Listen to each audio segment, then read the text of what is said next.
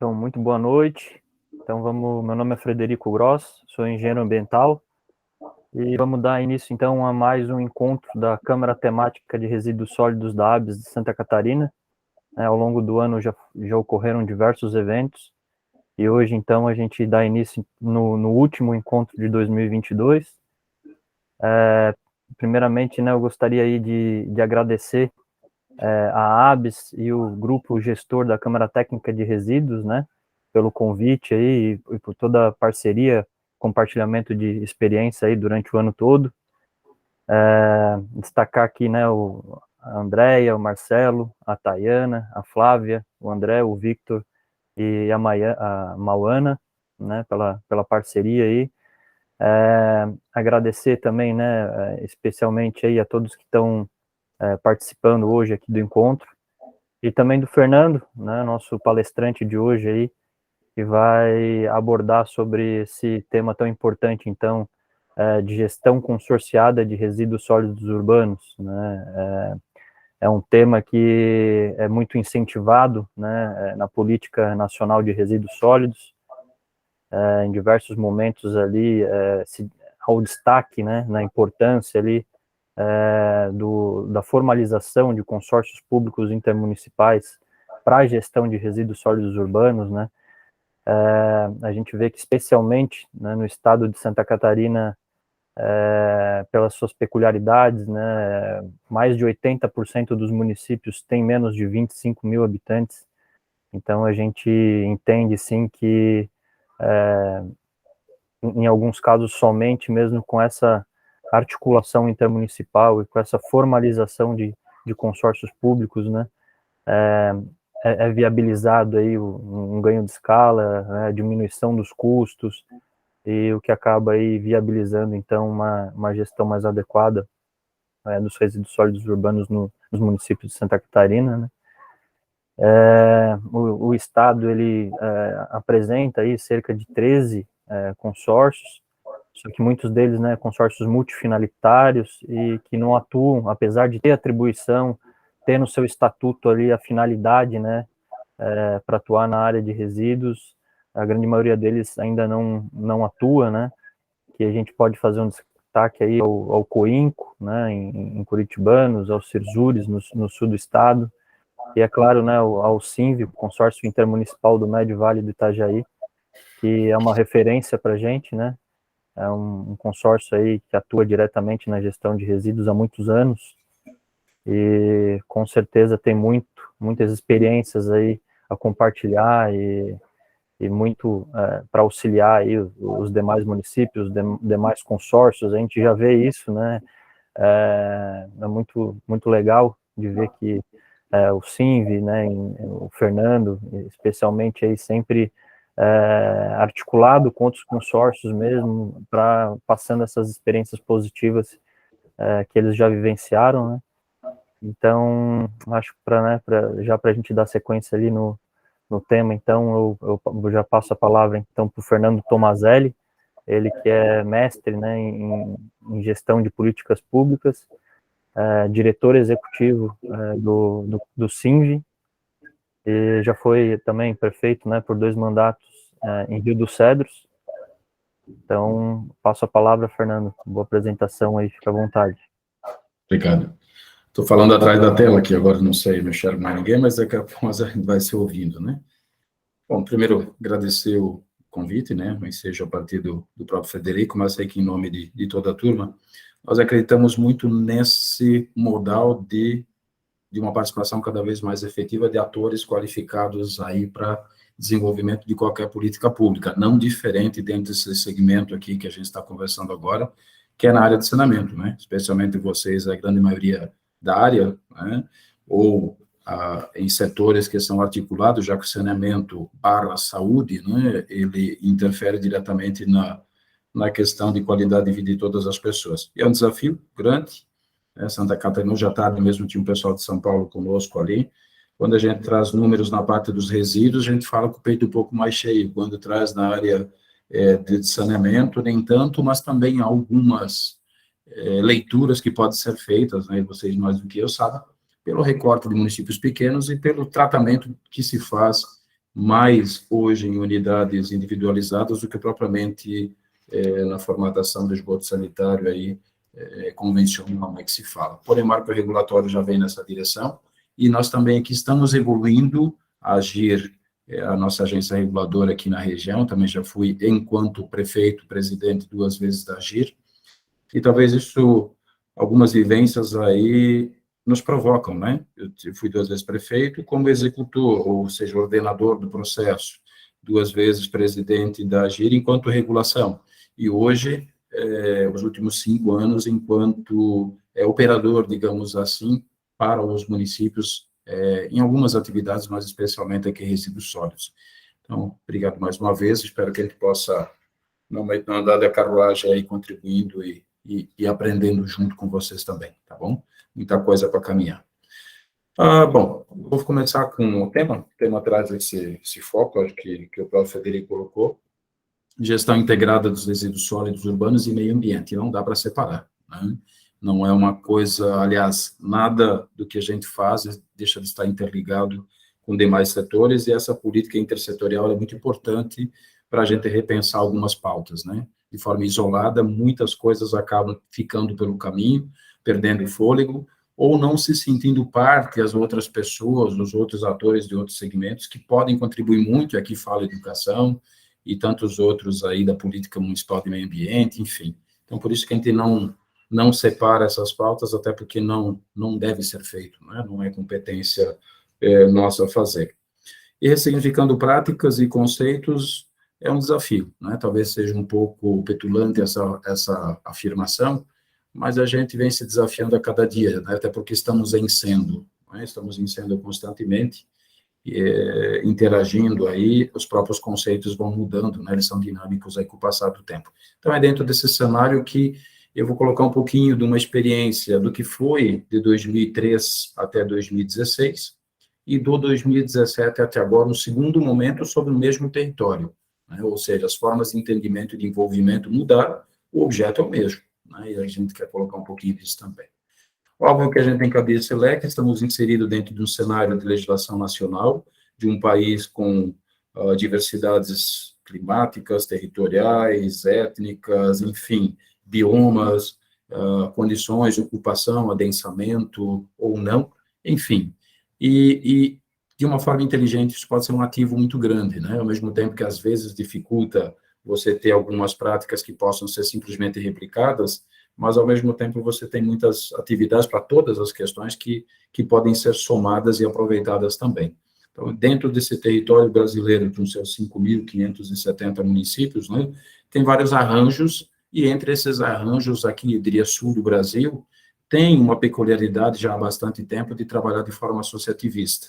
Eu diria o sul, com recorte para Santa Catarina, desde o início, né, desde dos modelos de ocupação agrícola, as primeiras associações surgiram nessa direção, associações na questão de crédito, né, as primeiras cooperativas de crédito do Brasil que também surgiram, os modelos de associação com as empresas, porque nós temos muitas pequenas e médias empresas, e entende o significado do modelo associativista, e não diferente na área pública, né? Se nós levarmos em consideração Santa Catarina, nós temos aí 21 associações dos municípios, também já fui presidente da nossa aqui, que é a ANF, enquanto ex-prefeito, e os consórcios, são 55 consórcios hoje em Santa Catarina, eu era o presidente do colegiado no passado, esse ano sou vice, e dos quais aí um número um pouco menor, aí, então 12 ou 13, como já foi citado, tem na área de resíduos, mas que atuam mesmo na casa de 5 ou 6, né, e que vem agora, em definitivo, operacionalizando.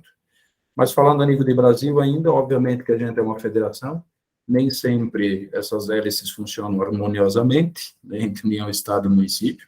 A atribuição de meio ambiente e saneamento, ela é do município, mas o que não imuniza a participação do Estado e da União na sua responsabilidade, inclusive na questão de subsidiar a parte do processo.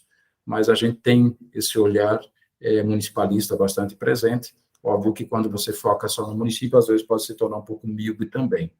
E, claro, está uma legislação toda, né, construída e que vem sendo aprimorada, né, em vários segmentos, não é diferente na área de saneamento / resíduos aí, e nós temos uma Constituição que faz certas previsões. Não diz exatamente o como, mas traz como pano de fundo. E aí vem a figura do poder público como dentro de uma fração de tempo, com a responsabilidade, ao mesmo tempo, a responsabilização de alguns enfrentamentos, por muito tempo negligenciados, em alguns locais mais ou menos evoluídos, mas a verdade é que não adianta choradeira, né? Quando você assume e se dispõe a estar à frente, a liderar ou fazer o exercício de tal função, né, cabe buscar, então, parcerias corretas, apoio e, mais do que tudo, conhecimento para tal. E nós, como eu disse antes, temos essa especificidade de trabalhar no associativismo, e o modelo público de associativismo, ele é o consórcio público, quando se fala em execução de serviços. Então, é nesse cenário de que temos um problema para ser resolvido em conjunto e que nos afeta a maioria dos municípios. Fazendo um recorte ao falar do Frederico, temos 104 ou 105 municípios que têm menos de 5 mil habitantes em Santa Catarina, dos 295. Então, percebam que um olhar, e até faria um exemplo aqui, né, se nós pegarmos a cidade de Serra da Saudade de Minas Gerais, ela tem 963 habitantes e meio, né, e a cidade de São Paulo, a cidade propriamente de São Paulo, tem quase 12 milhões de habitantes. Mas tem um prefeito em cada um, ou prefeita, né, o gestor, e a responsabilidade, fora as musculaturas que são diferentes, mas é a mesma, né? Então, esse olhar é cada vez mais presente. E o SINV não está fora desse cenário, né? Santa Catarina, nossas associações, elas são, na sua ampla maioria, cinquentenárias já, ou passam disso, e os consórcios, eles são, em boa parte deles, ou ampla maioria, já vintenários, o SINV tem 23 anos. A maioria dos consórcios aí surgiram na área da saúde, que é onde doía mais o calo, no primeiro momento, e depois eles vêm migrando em infraestrutura, especialmente resíduos, cada vez mais presente, agora com marco regulatório, inclusive, uma provocação na área de esgotamento sanitário. E é esse cenário que forma os consórcios, o SINV está integrado, talvez uma das palavras, estou aqui reiterando as palavras do Frederico, né? Ninguém está numa associação, é obrigado a estar numa associação, só o está se isso lhe trará algum tipo de benefício, seja econômico, seja de poder decisório, seja de segurança para tomar decisões. Olha a pandemia, né, o que aconteceu. E, do mesmo jeito, então, nos consórcios públicos, os municípios encontram uma ferramenta para executar serviços públicos. Nós somos absolutamente executivos. Um consórcio, em tese, ele não tem poder deliberativo. Ele é delegado para executar por 2 ou mais municípios que têm interesse. E entre as 6 potencialidades destacadas aqui, eu falaria apenas da segunda, né? Então, um instrumento de gestão de políticas públicas dentro do universo regionalizado, né? Que a gente acredita aí pelos formatos específicos, né? Santa Catarina mesmo tem várias Santa Catarinas dentro de si mesmo, né? Características específicas do Oeste, do Sul, aqui do Vale, do Norte, enfim, todos nós conhecemos muito bem. Fazendo um recorde rapidinho do SINV, o SINV, ele começou com 5 municípios, depois 9, lá no ano de 98 ainda, com resíduos em 2003, não diferente do resto do estado, que houve uma mobilização aí para acabar com os lixões, e de lá para cá vem trazendo outras finalidades. Até 2016, lidava com o circuito do cicloturismo Vale Europeu, que foi criado em 2006, em 2007 do caminhante, e aterro sanitário especificamente, ou seja, um recorte apenas dessa função de disposição final para os municípios, até 4 anos atrás, até 5 anos, arredondando atrás. E aí houve uma abertura, hoje nós lidamos desde serviço de licenciamento ambiental para todas as empresas, são quase 300 atividades econômicas, com serviço de casa de acolhimento de crianças, com serviço de inspeção municipal, com serviço de engenharia, com área de turismo, com área de cultura, com esporte, enfim, abre um leque de funções, com iluminação pública, enfim. Mas eu quero trazer hoje especificamente resíduos sólidos, e em 2 momentos, como havia citado. Então, contextualização de Brasil, né? Nós temos aí ainda, apesar de um esforço muito grande para desativar lixões, uma realidade um pouco dura, né? Falar em mais de 2.000 lixões ainda parece surreal, mas é uma realidade presente, é só sair um pouco de dentro de casa, né? Que está aí, em menor ou pior grau, diga-se de passagem. Há um esforço considerável nessa direção de dar fim nessa realidade, mas a gente está mais preocupado em dar finalidade, e não fim. E aqui eu faço um recorte, né? Santa Catarina, dentro desse cenário, apesar que vamos aguardar aí a as visitas do Tribunal de Contas que aconteceram durante esses dias em 80 municípios, mas o fato é que lá em 2001 houve uma mobilização muito grande, que todos sabemos, aí do Ministério Público e outras forças, para mudar essa realidade a nível de Santa Catarina. A partir dali, especialmente a partir de 2002 e 2003, além dos prados de recuperação, houve um esforço muito grande para direcionar aos aterros sanitários, sendo para privados ou para públicos. No nosso caso, os municípios, que eram 5, se uniram mais 4, e aí implantaram, né, na área de Timbó, numa área de Timbó, um aterro compartilhado, e desde lá vem operando essa função. E aqui é o recorte que eu faço, né? 3 a 16, apenas aterro ou disposição, e 17 e 22 é essa provocação de ressignificar as práticas, e não foi fácil, porque tinha que envolver as prefeituras, seus secretários, mudar conceitos desde formas de operação. Mas não se inventou nada, né? Tudo está balizado tanto na Política Nacional de 2010, quanto com algumas atualizações agora no novo marco legal, aproveitando as conceituações. E aqui eu montei um organograma, mais ou menos aproveitando a Política Nacional, quando ela fala que quanto mais nós tivermos rotas tecnológicas, ou seja, modelos eficientes de operação, em todo o processo, menos passivo nós teremos. E para isso, deixa muito claro, os estímulos à não geração, redução e reutilização. Dentro do médio vale, o que nós pensamos em fazer de forma coletiva para atender essa política? Nas questões de reciclagem, tratamento, transformação, enfim, também foram desenvolvidas uma série de ações, eu vou passar a colocar isso mais à frente, e depois, quanto mais eficientes forem estas, menos nós vamos ter na disposição final, que era a função até então que o consórcio operacionalizava. E aí, a partir desse momento, também repensar essa disposição com novos ativos, novos insumos, e é isso que eu vou trazer. Quem são esses municípios, dentro desse primeiro cenário? Nós entendemos que havia necessidade, de uma forma, tratando isso como um negócio, de ampliar o número de partícipes, por isso convencemos a abrir para mais municípios. De 9 são 15 hoje, 14 na área de resíduos, lembrando que nem todos os consorciados participam de todas as atividades, mas na parte de resíduos 14. Esse número já é um pouquinho desatualizado, a gente já está em 320, mais ou menos, mil habitantes. Mas algumas coisas precisavam ser, trazendo vários atores, começando primeiro pelos secretários das prefeituras, gestores e pessoas afins do poder público, repensar algumas práticas, né? Primeiras deliberações, eu estou falando exatamente 5 anos atrás, 4 anos e meio atrás. Estabelecer primeiro uma consciência das responsabilidades e atribuição, afinal, de quem é a responsabilidade? Muito se fala de FUNASA, isso, aquilo, mas paramos de ter aquele olhar de expectativa e trabalhar com estimativa, e saber que a responsabilidade primeiro, ela está no ente municipal e precisaríamos tomar decisão. E aqui coloquei em destaque aí consciência, porque efetivamente, particularmente, só acredito num tipo de consciência. Aqui tem a ciência, né? Com ciência. Senão seria sem ciência, não há formação. E lembrando que a ciência também é dinâmica, né? Ela pode ir melhorando. Segunda situação, aqui para a gente fugir de qualquer tipo de fisiologismo, qualquer tipo de ligação ideológica ou qualquer versão de qualquer coisa. Trabalhamos com questão técnica, conhecimento e informação.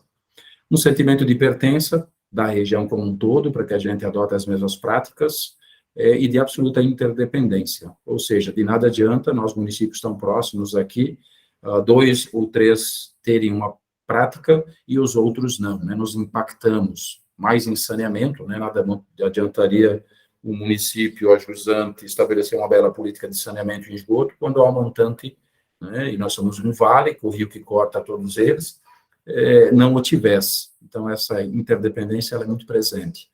A universalização e integralização dos serviços, ou seja, padronizar todos os processos para que fique mais fácil ao usuário de serviço a compreensão. Para ter uma noção, há 4 anos atrás, 3 anos e meio, apenas 3 municípios tinham a coleta seletiva formalizada. Agora já faz 3 anos e meio que os 14 têm o processo e do mesmo jeito, ou seja, a mesma informação, que é o que vem adiante, e padronizar práticas, layouts, informações, tudo que vai no outdoor, imagem, assim por diante, que seja a mesma informação, para que as pessoas tenham mais clareza. Não dá para ficar alguém orientando a separar de um jeito, outro de outro, lembrando que rádios e mídias, elas ultrapassam o limite do território, né? Aí vira uma confusão um pouco complicada. Aqui é para ter a noção, né, do nosso território. É uma área de 450 mil metros que pertence aos municípios, até então 9, até 2017, e esses 9 municípios, então, resolveram abrir. Não era só um aterro, já vi uma célula nova sendo preparada, e mais abaixo vocês vão perceber na imagem um pequeno galpãozinho onde o SAMAI de Timbó operacionalizava a sua coleta seletiva para a cidade de Timbó. Então, isso era o nosso território. Um patinho feio que incomodava os vizinhos, ninguém gosta de ter um aterro perto de casa, ainda mais trazendo resíduo de outros municípios. Né? Então, não foi fácil sua implantação, e ainda a operacionalização também carecia de muita técnica, ao ponto que havia um TAC com possibilidade até de fechamento por falta, a ETE praticamente não existia, você tinha uma área de circulação e recirculação, e lembrando que somos uma área que chove muito, então isso constantemente tinha problemas. Então, precisava, além de repensar práticas, recuperar processos aí que estavam. E esses primeiros rabiscos, é aqueles rabiscos do final de dia, imaginando o que se poderia fazer. Então, esse cenário foi apresentado numa assembleia com os 9 prefeitos em julho de 2017, e dissemos, é assim que a gente quer estar daqui 5 anos. Né? E esses 5 anos são agora, né? Estão acontecendo. E, mais do que tudo, sem precisar depender de um centavo do governo do Estado federal. Claro que a gente vai buscar, na medida do possível que a gente consiga, a gente dá celeridade, mas buscando muito o modelo da operação privada e uma gestão mais eficiente aí de operação. Para isso, a gente precisava ampliar o número de partícipes, para aumentar a quantidade de resíduo, para viabilizar algumas questões, tanto financeiras quanto técnicas também. Então, naquele momento, nós tínhamos interesse de até 5.000 toneladas, nós tínhamos 2.400, o que significava dobrar. Óbvio que isso teria um impacto de vizinhança, então foi preciso construir toda uma ideia diferente com os moradores do entorno. Claro que bastante desconfiados durante todo esse período, mas quem conhece ali a região sabe que a parte urbana já está muito próxima, e esse olhar foi determinante. A primeira coisa, nós vamos morar aqui. Nós vamos construir uma sede aqui do consórcio, ele vai abrir suas funcionalidades, e se cheirar, nós vamos cheirar junto, se der problema, nós vamos sentir junto, e nós vamos ter endereço para vocês nos procurar o tempo todo, e além de trazer uma série de benfeitorias de acesso, pavimentações e tal, e realmente a gente vem cumprindo isso, sabe? E aí buscamos parceiros muito importantes que eu vou relatar também não da passagem. O fato é que, 2017, em julho, apresentamos, eu fui prefeito há 8 anos, nunca tinha pisado nesse território, só sabia de encaminhar o resíduo para lá, e a partir de agora, a gente ia morar aqui, né, vamos construir a sede. 1 ano depois, a sede do consórcio se torna realidade, sem precisar de um centavo de nenhuma das prefeituras, das 9, né, a gente fez toda uma articulação com as prefeituras novas, que foi um jogo de ganha-ganha aí, tanto da diminuição de custos, mas também na questão de participação em joia e porta, né? Nós dobramos a nossa receita praticamente de entrada, já que nós tínhamos aí um aterro colocado. E esse território, por sua vez, ele virou uma área de visitação e foi estabelecido buscando parceiros, Polícia Militar Ambiental e tantos outros ali, Associação de Comércio e Indústria, com doações e outras ações também. Virou área de visitação, virou um parque chamado Parque Girassol. A escolha do nome também foi feita pela comunidade e realmente vem sendo um ativo muito bacana. Aqui é um pouquinho dos layouts, folders, materiais. Percebo que a gente tem esse controle no sentido dos gestores que participam conosco, uma vez definido, cada município tem que ter a mesma informação. Seja em Guabiruba, Massaranduba, Luiz Alves, Rio dos Cedros, Timbó, Ideal, qualquer um dos 14, no seu tempo, vão colocando as informações e trazendo o mesmo layout para facilitar o entendimento. Houve também uma preocupação muito grande, antes de começar a rodar qualquer programa, e aqui talvez seja uma das regrinhas básicas da política pública, de ter um esforço muito grande na sua formulação, mais do que na sua implantação. Aliás, é um efeito que se intervém, né? Quanto mais você preparar algo, construir, trouxer mais atores qualificados para o jogo e pensar as alternativas, que não significa ficar aí demorando muito, mas trazer e gastar essa energia, que ela é importante, depois na implantação é menos custoso, menos traumático ou mais abrangente. E isso a gente cuidou muito. Então, envolvemos setores públicos, além do setor que lida diretamente com resíduos, todo administrativo, agentes de saúde, todos os agentes de saúde passaram conosco sendo qualificados de todos os municípios, lembrando que elas vão em todas as casas profissionais da educação, seja em janeiro, em julho, ligados à cultura e turismo, meio ambiente, enfim, ativos como o próprio Ministério Público se envolveu, Polícia Militar Ambiental também envolvida, do setor privado, comércio, indústria, associações, clubes, associação de bairros, ou seja, quanto mais partícipes no entendimento do porquê, porque as coisas elas precisam ter sentido, se elas não tiverem sentido, elas não têm valor, né? E dar valor a algo precisa dar um sentido, ou seja, uma finalidade, por que se está fazendo e o que se espera com isso. E os resultados foram bem significativos, né? Nós temos aí, só esse ano, foram quase 6.000 visitantes no Parque Girassol. Uma visita significa 2 horas com guia, com acompanhantes de educação ambiental, das 9 às 11, das 14 às 16. A implementação de todas as políticas municipais de meio ambiente nos municípios enquanto lei, os grupos de GIES, que envolvem grupos intersetoriais, formações, treinamentos, universidades participaram conosco, professor Juarez, enfim, tantos nomes aí que orbitam nesse mundo também.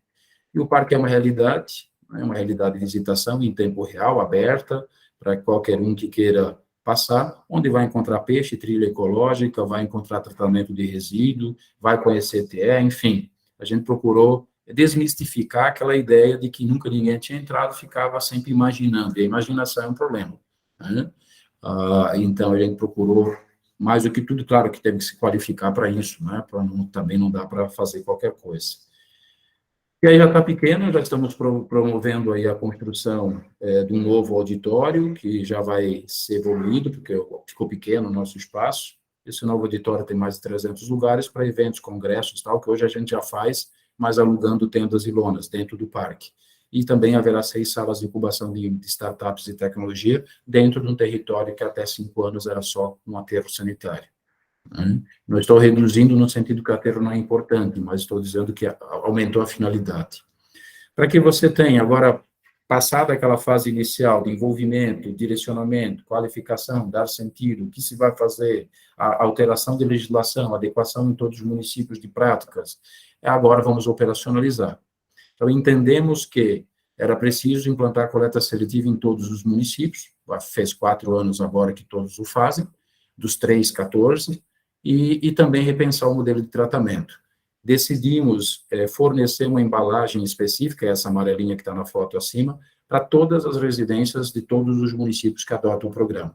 Ou seja, a mesma embalagem com o logo de todos, com a marca da campanha, que é a Vale Muito Cuidar, né? Vale dá valor, Vale também do Itajaí, e Cuidar tem um significado grande. Hoje ela evoluiu para o Vale Reciclar, né? O Vale Muito Cuidar abriu para outras fontes.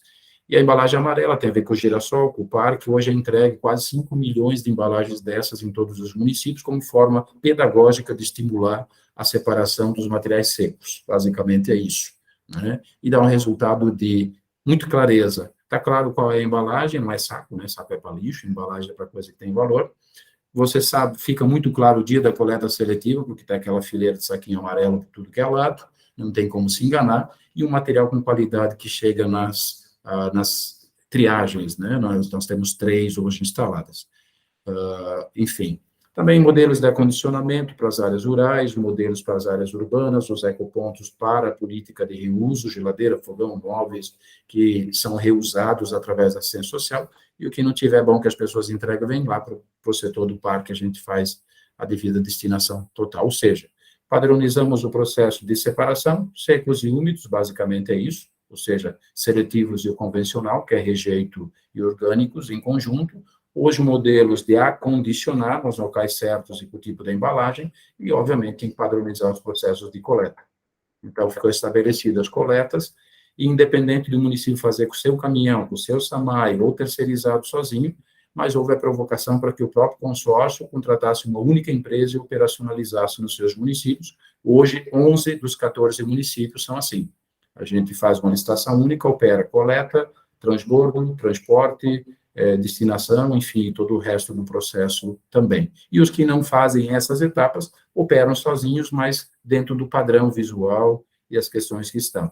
Importante, as centrais de transbordo, tecnicamente foram estudadas, acho que são 6, se não me falha a memória, óbvio que nos municípios mais distantes, para otimizar transporte, custo e aquela questão toda, diminuir caminhão na rua também. Se você transporta, coleta e tal, padroniza nos municípios, você consegue ter um material qualificado melhor no final. Então, aquela unidade pequena que era do SAMAI de Timbó desconstruiu isso e apenas passou a ser integrante, né? Nós ampliamos aquele galpão, hoje já está até maior que isso, e aqui, então, foi feito um termo de parceria de cooperação técnica com uma cooperativa que nós aproveitamos, que era do município de Indaial, e além dela aproveitar o material de Indaial, ela também opera para mais 11 municípios. 3 deles têm unidades próprias, como é o caso do Pomerode, que já tinha anteriormente uma central própria. Enfim, os materiais vêm para cada coleta seletiva e a partir daqui são triados e são áreas de visitação também dos alunos.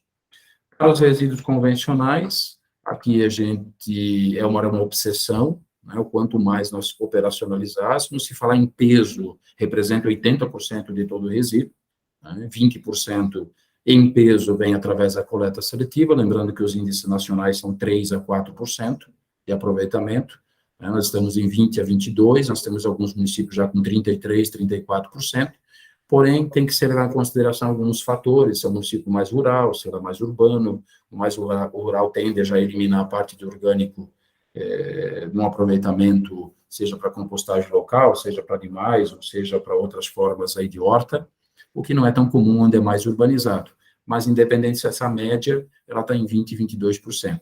O restante vem para o convencional. Então, foram desenvolvidas, a interior é a chamada CVR1, Central de Valorização 1, que é para os recicláveis, e a 2, ela é para tratar o lixo comum. Esta aqui nós conseguimos, e o Frederico tem muito a ver com isso também, junto à Secretaria de Estado, um apoio e um investimento de um valor para nos auxiliar na construção. Então, isso já foi licitado, já tem 4 ou 5 medições, a parte de infra chegaram agora há pouco, essa semana, as partes estruturantes, a partir de janeiro começa a erguer galpão, mas ela é parte integrante de um investimento maior.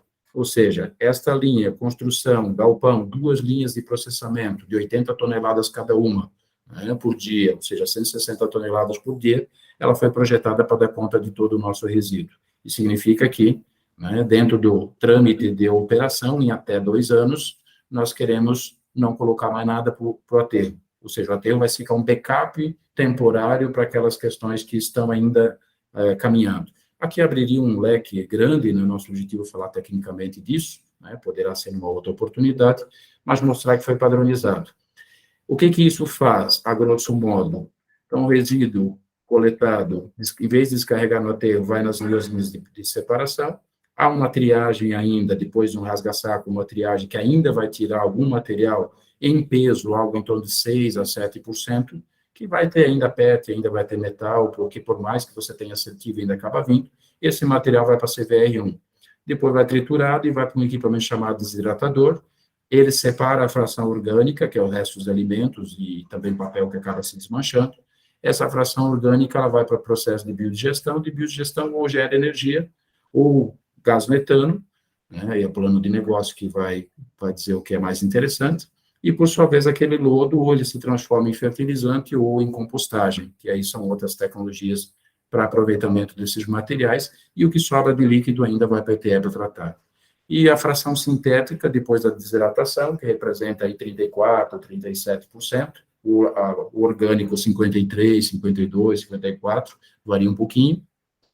Essa fração sintética, por sua vez, é o quê? Pedaços têxteis, plásticos e outros materiais que estão aí que não são orgânicos, eles têm um processo de lavagem, né, com água de reuso, e eles têm também um processo de secagem, e depois ele é triturado, polimerizado, e junto a correjeito que sai lá da triagem, aqueles pequenos plásticos que não são vendidos, e aí é produzido uma série de produtos, né, termoplásticos, paver, meio-fio, placa de trânsito, qualquer situação, né, para fazer calçadas, pavimentação e tal, tudo isso está. Isso já são imagens de um case em São Bento do Sul, em escala menor, e o que a gente está construindo lá é isso tudo.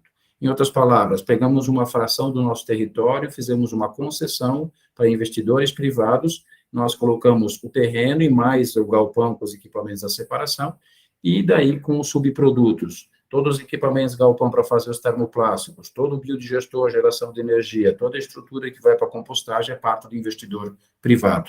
Então, uma parceria público-privado para a operacionalização desses materiais, tendo de retaguarda também toda a nossa infra, logística de entrada, balança, ETE e aterro de backup durante esse período até dar conta de processar todo o nosso resíduo. Enfim, aqui também abriria um mundo de coisas. O fato é que, nesse viés, a nossa ETE ela já começou a ser ressignificada para outros ativos. Um deles, ampliação da licença ambiental para recebimento de esgoto sanitário, já conseguimos isso junto ao IMA, já começamos um plano piloto, já há uns 6 meses, 7 meses, né, que era um plano experimental, para recebimento de esgoto doméstico, que já vai fazer parte do programa também do tratamento individualizado, atendendo ao marco regulatório com uma das vertentes aí com a limpeza de fossa e filtro. Então, estamos preparando os espaços, tanques novos, etc.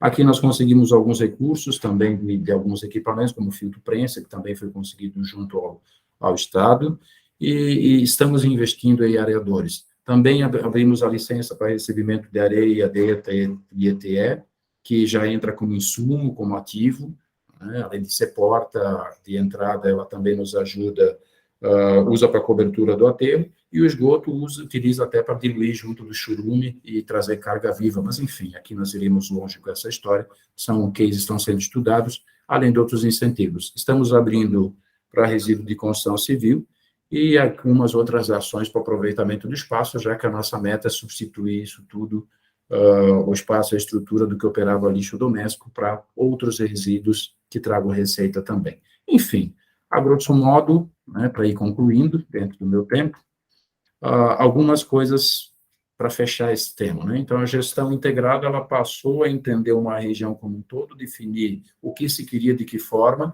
não tínhamos todas as respostas, como não temos ainda, é sempre incêndio, mas a gente sabia que ia buscar atores onde estivessem, né? Nós não entendíamos de compostagem, fomos buscar quem tinha melhor no mercado, ou pelo menos com mais iniciativa. Não entendíamos nada de biodigestão, mas fomos buscar quem tinha, não entendíamos sobre outros segmentos, mas tem quem sabe, a gente, nosso poder, o poder público, ele é buscar os atores certos e fazer essa composição, claro que dando o norte, né, do que a gente espera e qual o resultado que se espera, que é a nossa função. Então, para fechar, esse sentimento de interdependência, ele tem que estar presente o tempo todo, quando se fala em região, saber que todos os setores estão absolutamente interligados, ou os municípios, e os setores no planejamento. Então, a educação participa desse programa, o setor de saúde participa desse programa, os setores, claro, ligados a resíduos, saneamento, intensamente, planejamento, alteração de legislação, os setores privados, como já foram citados antes. E aí você tem muita gente erguendo essa bandeira ao mesmo tempo, isso facilita a compreensão da população como um todo. Esse sentimento nunca pode ser esquecido, que é pertencimento, né? Ou seja, gostar de onde é que se vive, querer o melhor, procurar metas acima da meta, né? Olhando um pouco para frente. Se nós ficássemos acomodados, diríamos que ano que vem vamos fazer 20 anos que, em tese, já atendemos a política nacional, né, no tratamento de resíduos de Santa Catarina. Por quê? Acabou com lixões e foi para aterro. Enquanto o Brasil quer acabar com lixões para ir para aterro, a gente já está buscando, já vem incansavelmente, conhecendo outras realidades de países também, como fizemos, buscando alternativas para diminuir o máximo possível, quiçá totalidade do que iria para um aterro, entendendo que são ativos e não mais passivos, né? Que é não dá para aceitar mais isso, né? Não dá mais para se conformar com esse tipo de ação, por isso vem esse sentimento, que é o sentimento de insurgência, não é rebeldia, é não conformidade, né? Buscar se tem informação, tem conhecimento, nós somos a geração do conhecimento e da informação. Obama dizia, né? Talvez sejamos a última geração que ainda tenha tempo, falando em meio ambiente, de fazer alguma coisa para reverter esse cenário tão ruim que vem se apresentando. E mais do que tudo, nós temos condições para isso, né? Tanto conhecimento e informação não pode ficar perdido. E para isso vale a inovação, não podemos perder de foco esse desafio de otimizar processos, rotas tecnológicas e tanta coisa que falamos ali. E para concluir, né, mais do que tudo, a gente se provocar o tempo todo a esse olhar de entendimento da realidade a partir do espírito kantiano, né, de Immanuel Kant, onde que ele se provocava e dizia assim, o ser humano ele é movido normalmente a duas grandes forças, ou por medo da punição, ou por espera de compensação, né, a grosso modo falando, obviamente. Ou seja, certas práticas ele faz ou deixa de fazer por essas duas forças, ou espera de alguma coisa, ou com receio de ser punido. Nós temos o entendimento que a ação precisa ser feita porque tem que ser feita e acabou, independente desses dois sentimentos que eles são hipócritas, né? E é esse envolvimento do dever fazer que motiva a região. Não é fácil, tem muito cabeçudo, tem muita dificuldade, são muitos entendimentos, mas como disse, o Brasil é um país diverso, muitos entendimentos às vezes também é bom, né? Você consegue, ao final, ter um consenso mais interessante. Ok? Então, essa é uma provocação que a gente se faz, enquanto gestores, para conseguir, na medida do possível, ali, ir repensando, ir fazendo, e tantas outras coisas já surgiram nesse andar, e vem vindo, e vai trazendo, e você cria 5 filhos, pega o sexto, mas não dá para abandonar os 5, né? Não é só cuidar do sexto, que bom se fosse, os 5 já estão criados e vão embora. Mas vai trazendo, isso dá muita força, e como o CINV acaba sendo multifinalitário, isso nos ajuda, porque a gente lida com licenciamento ambiental, temos, acho que, 16 ou 17 engenheiros de áreas diversas aí, que atuam no serviço de licenciamento, mas que contribuem conosco muito fortemente na área de resíduos, e tudo que se faz ou se fala, desde programas de certificações de hotéis, pousadas na área de turismo, ele segue os preceitos que são ditados pelo meio ambiente e resíduos. Isso vai qualquer hotel que é certificado hoje, que nós temos parceria com o SENAC, né, o SEBRAE, toda a cartilha desenvolvida, ela prevê a gestão, o manejo de resíduos, a mesma modelagem, aproveitamento da água, enfim, tudo está, na medida do possível, sendo interligado para que não se tenha 2 tipos de fala numa mesma região. Aí, obviamente, o que se fala tem que estar dentro de um consenso, um entendimento, e para fechar num sentido, né, que é o que dá valor. Ok? Então, é um pouquinho das coisas ali que vem acontecendo, e é desafiante, é toda hora, e tá ali, fica o convite para a gente se unificar, se unir aí para conseguir dar passos adiante. Muita coisa para ser feita ainda. Frederico, contigo. Desculpe. Beleza, Fernando. Pô, muito obrigado aí pela sua explanação, né? É sempre muito bom escutá-lo aí, as experiências do CINV, né? Muito, muito legal mesmo a gente acompanhar um pouco aí desse histórico, né? Essa trajetória, essa visão do consórcio. Só, né? Agora acho que a gente pode abrir para perguntas, considerações de todos os colegas ali. Antes, eu só gostaria de fazer, né, um pequeno gancho ali, e já colocando uma pergunta também, né, com relação, né, como tu colocou ali no início ali do anos 2000, 2001, né, teve aquele programa coordenado pelo Ministério Público no Estado, né, aquele lixo nosso de cada dia, onde houve todo aquele estímulo, né, para se realizar a disposição final ambientalmente adequada ali em aterros sanitários, né? A gente vê que a partir dali houve, né, esse estímulo para se buscar soluções, né, sendo por meio de consórcios, né, a operação de aterros sanitários por meio de consórcios, uma delas, né? Então, a gente sente, né, que não só no CINV, houve outros consórcios também com esse direcionamento.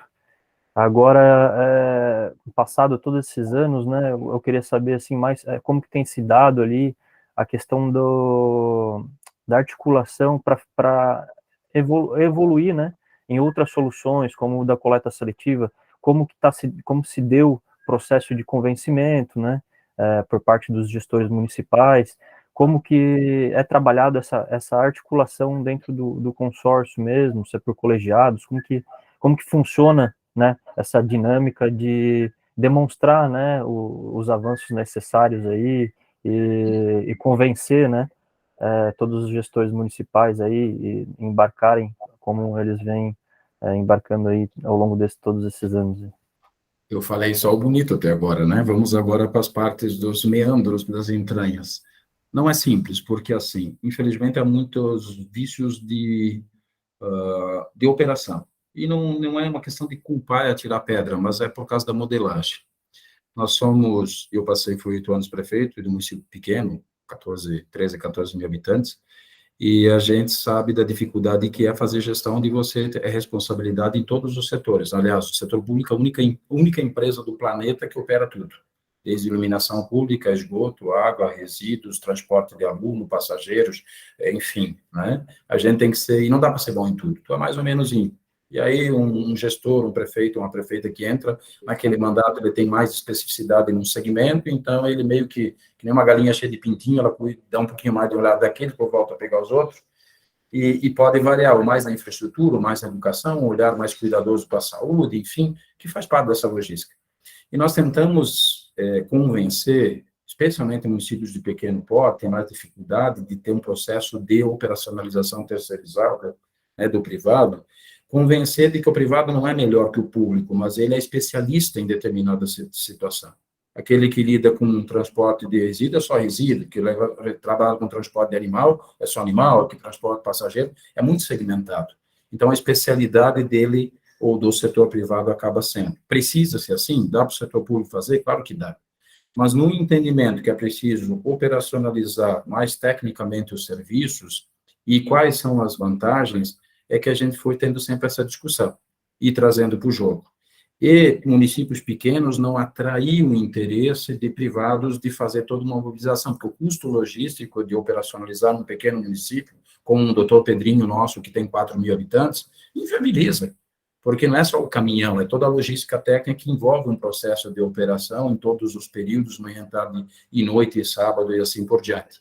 Então, se você consegue unificar esforços e trazer para conta, não tem por que ser diferente. Você consegue ter continuidade de um processo, padroniza isso, tem entrega ao usuário, porque a empresa privada, você faz o regulamento, detalhe, não entrega para o privado escrever a regra. Nosso poder público nos foi delegada a função de entendimento, né? Claro, você chama os privados todos para conversar, dar sugestão, não tenha medo de privado, traz eles para conversar, eles sabem o que fazer, mas chama todos, né? E aí depois você formata, né, o procedimento e aí você chama eles para operacionalizar. Então você traz isso dentro do, para nós os municípios são bairros, você otimiza rotas, você pensa o seguinte, eu no meu município os caminhões iam até a divisa e voltavam, do município vizinho vinha até a divisa e voltava. Por que não vem um caminhão, já coleta tudo e já otimiza esse negócio como se fossem bairros? Então o consórcio tem esse poder, mas ele é delegado. Então não foi de um dia para o outro, foi muito convencimento, apresentando números. Eu vou dar um número muito simples, quando se falava em transbordo. Temos o histórico de balança de 13 anos, desde 2003 até 2016. Todos, sem exceção, todos os caminhões, durante 13 anos, traziam dos municípios o lixo até lá, porque o consórcio só operava o aterro, cada um se coletava, transportava, trazia, chegava até ali e acabou.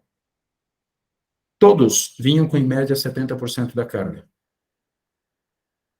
Aí, eu fui 8 anos prefeito e comecei a me cobrar, mas, meu Deus, será que não era capaz de alguém enxergar esse negócio, né? Já que vai rodar 80, 100 quilômetros, 90 quilômetros até a disposição final, enche esse caminhão até o máximo da capacidade, se der um pouco mais ainda, e aí tu vai entender, peraí, por que que acontecia isso?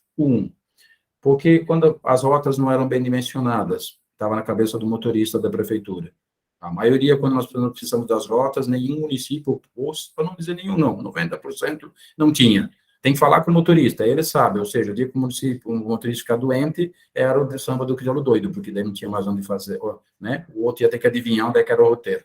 Mas vamos lá, chegava ao final da rota, ele parava ali, se te dava 70%, 75%, 80% da carga, ele tinha que parar e ir até a destinação final descarregar, porque só tinha aquele caminhão, para no outro dia fazer um outro roteiro, não precisava com o caminhão pela metade. E, claro, se deixava na cabeça só dos funcionários, a alegria deles era também fazer 1h30, 2 horas na estrada, do que ficar aí coletando, correndo atrás.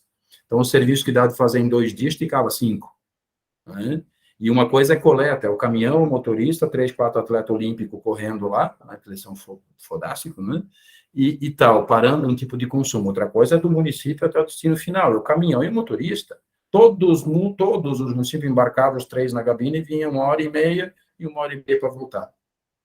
E assim, era normal, faz conta. Quanto isso custa? Como é que dá para otimizar? E aí vem aquela história, estragava o caminhão, não tinha reserva, daí tinha que pegar uma caçamba, aí você tinha faltava um fluxo de funcionários que muda muito, aí faltava o funcionário na segunda de manhã, você tinha que pegar o auxiliar do pedreiro para botar junto, que nunca fez o roteiro, e aí o pedreiro parava. Enfim, a prefeitura, como ela pega num pacote, ela meio que enjambra, mas não dá para ser assim. Então, se é um serviço, o que nós estamos convencendo? Tudo aquilo que é fluxo contínuo, serviço de resíduos, que tem aquele roteiro praticamente permanente, coleta, transporte de alunos, enfim, uma série de atividades que você pode matematizar, ter um processo de controle fácil, ter uma entrega, vamos evoluir. E aí foi assim. Começou com 2, depois 3, depois 5, depois 9, nos deu dor de cabeça, aí muda de secretário durante o ano 3 vezes na mesma prefeitura, tem que ir lá e refazer. A gente conseguiu ganhar uma certa credibilidade, sabe? E depois, com o tempo, meio que um comodismo. Bota lá para o consórcio que ele resolve. Então, mas a gente sempre procurou não fazer isso. Por quê? Porque nós não somos algo extrínseco, não somos algo externo. Nós somos, quem tem a titularidade e faz o processo é o secretário da prefeitura. Nós somos um meio para. Quem está no dia a dia acompanhando a Massaranduba, não somos nós, não temos como.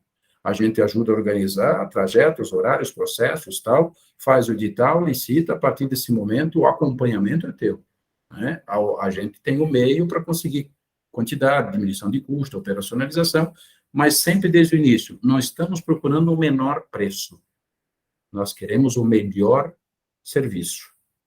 Nem que isso, ao seu tempo, custe um pouquinho mais caro, mas quando você pega dentro da logística completa de entrega do serviço, a coisa muda. É diferente um programa de coleta seletiva. Se você não tem uma padronização de horário para coletar para as pessoas, elas começam a desandar logo, logo.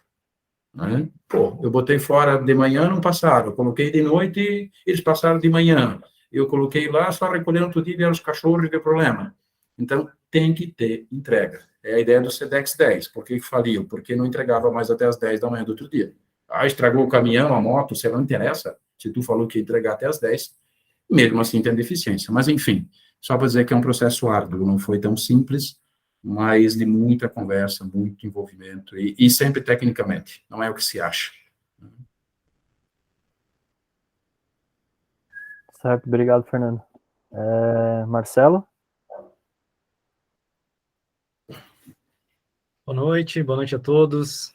Fernando, meu muitíssimo obrigado. Tua apresentação foi muito rica, assim, de detalhes, informações. A gente sempre, eu particularmente, sempre ouvi falar do consórcio, mas ainda não tinha tido uma experiência de visualização de como ele está estruturado, né?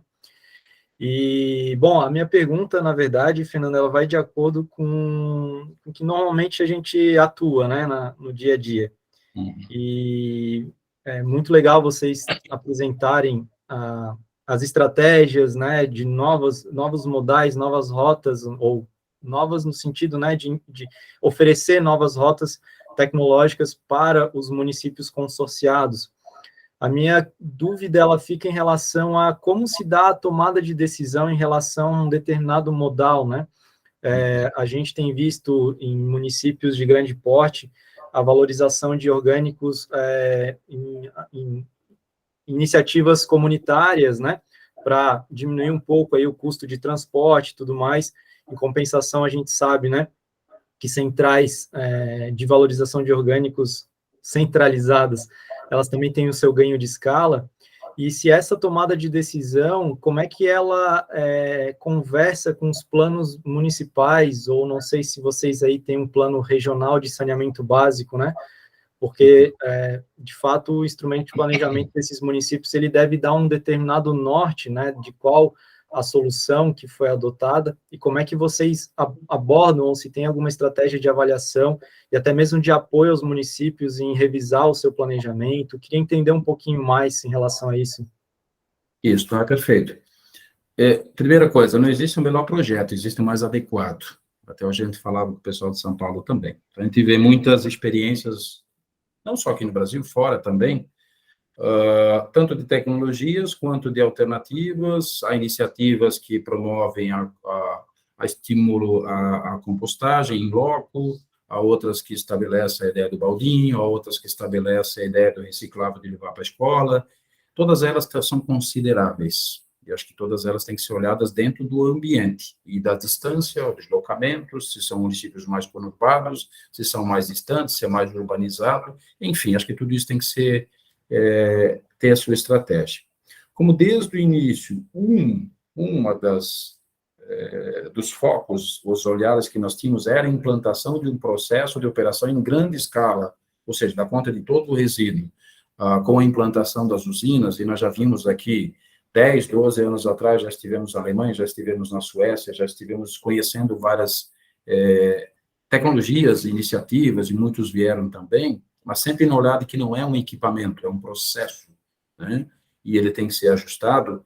A gente foi pegando conceitos e construindo e buscando aqui dentro esses parceiros para, sim, nós queremos desenvolver uma instrumentação que dê conta de todo o resíduo, todo, ponto. A nossa meta é tudo. Então, é ousado, porque não é algo que se encontra por aí. E aí você vai encontrar tecnologias de pirólise, vai encontrar de plasma, disso, daquilo, de tal. Mas para nós, além de isso ser muito sofisticado e tal, nós queríamos algo que fosse mais prático, mais processual. A gente teve um pouco mais sorte que juízo, encontrar as pessoas certas, mas a gente sabia o rumo, o que a gente queria. E aí foi trazendo essas pessoas. Como a gente tem um parque, uma área que pertencia aos municípios, já estava estruturada, ela está bem centralizada, Timbó entre meio a esses municípios, então já na época foi pensado isso, né, lá em 2003, quando implantaram. Então a gente passou a aproveitar a estrutura existente, os custos que já tinham sido investidos, um aterro de backup que a gente tinha do lado, algumas coisas precisavam melhorar, e se mostrou mais viável dentro do estudo de rotas a centralização de um processo para fazer essas estruturas. E por quê? Porque nós queremos essas 5.000 toneladas de material, que nós entendemos ela como matéria-prima. Então, iniciativas de fazer compostagem local são bem-vindas, não tem problema nenhum, a gente estimula, né? Mas ela resolve 1%, 2%, talvez, né? Onde faz. Por quê? Porque, obviamente, elas demandariam mais um modelo de coleta, mais um estímulo a uma estrutura. Então, nós padronizamos desde o início. Recicláveis, convencional. Um tipo de coleta, outro tipo de coleta. Por quê? Porque para os recicláveis, a CVR1 vai aproveitar 70% a 75%, que é o número que a gente tem hoje. E recicla, separa, tal. A cooperativa de triagem colocada, ela veio no modal em zero assistencial. Ela veio no modal de empresa operacionalizar, tanto que é um termo de cooperação por eficiência. E ela opera, ela tem que aproveitar no mínimo 70%, e quando você tem um volume maior, alguns materiais que em escala menor não tornariam um negócio, viraram um negócio. Quando você tem uma escala menor, você não consegue fazer uma carga fechada de uma carreta para vender direto para a indústria. A gente faz, sai 2 por dia. Né? E então, você já consegue um preço agregado, um valor agregado melhor. Então, tudo isso foi colocado em pauta. Né? Tem deslocamento, tem isso, tem aquilo, para poder quantificar.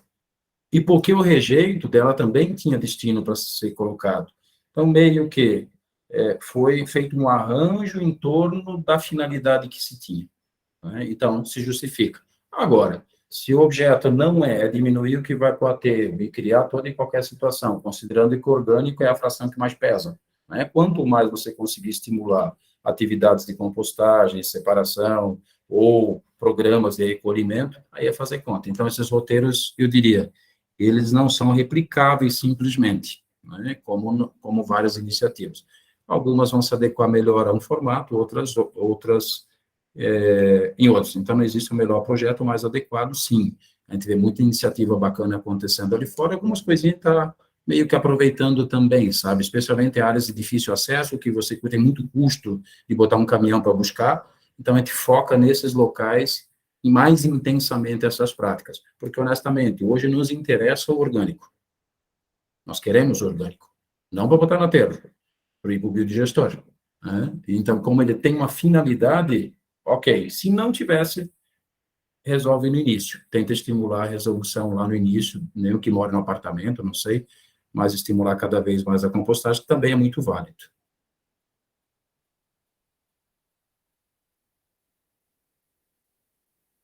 Iona. Isso. Queria fazer uma pergunta. Eu sei que a região do Vale Europeu é uma região muito rica em Santa Catarina. Entendi que o modelo foi baseado na prestação de serviços das empresas, né? Queria entender porque, pelo que eu peguei, assim, né? A prestação, esses prestadores de serviços são terceirizados, eles prestam serviço para o SINV, não são concessões, então eles não exploram taxa, tarifa, né? Então, isso era uma coisa que eu queria entender um pouquinho melhor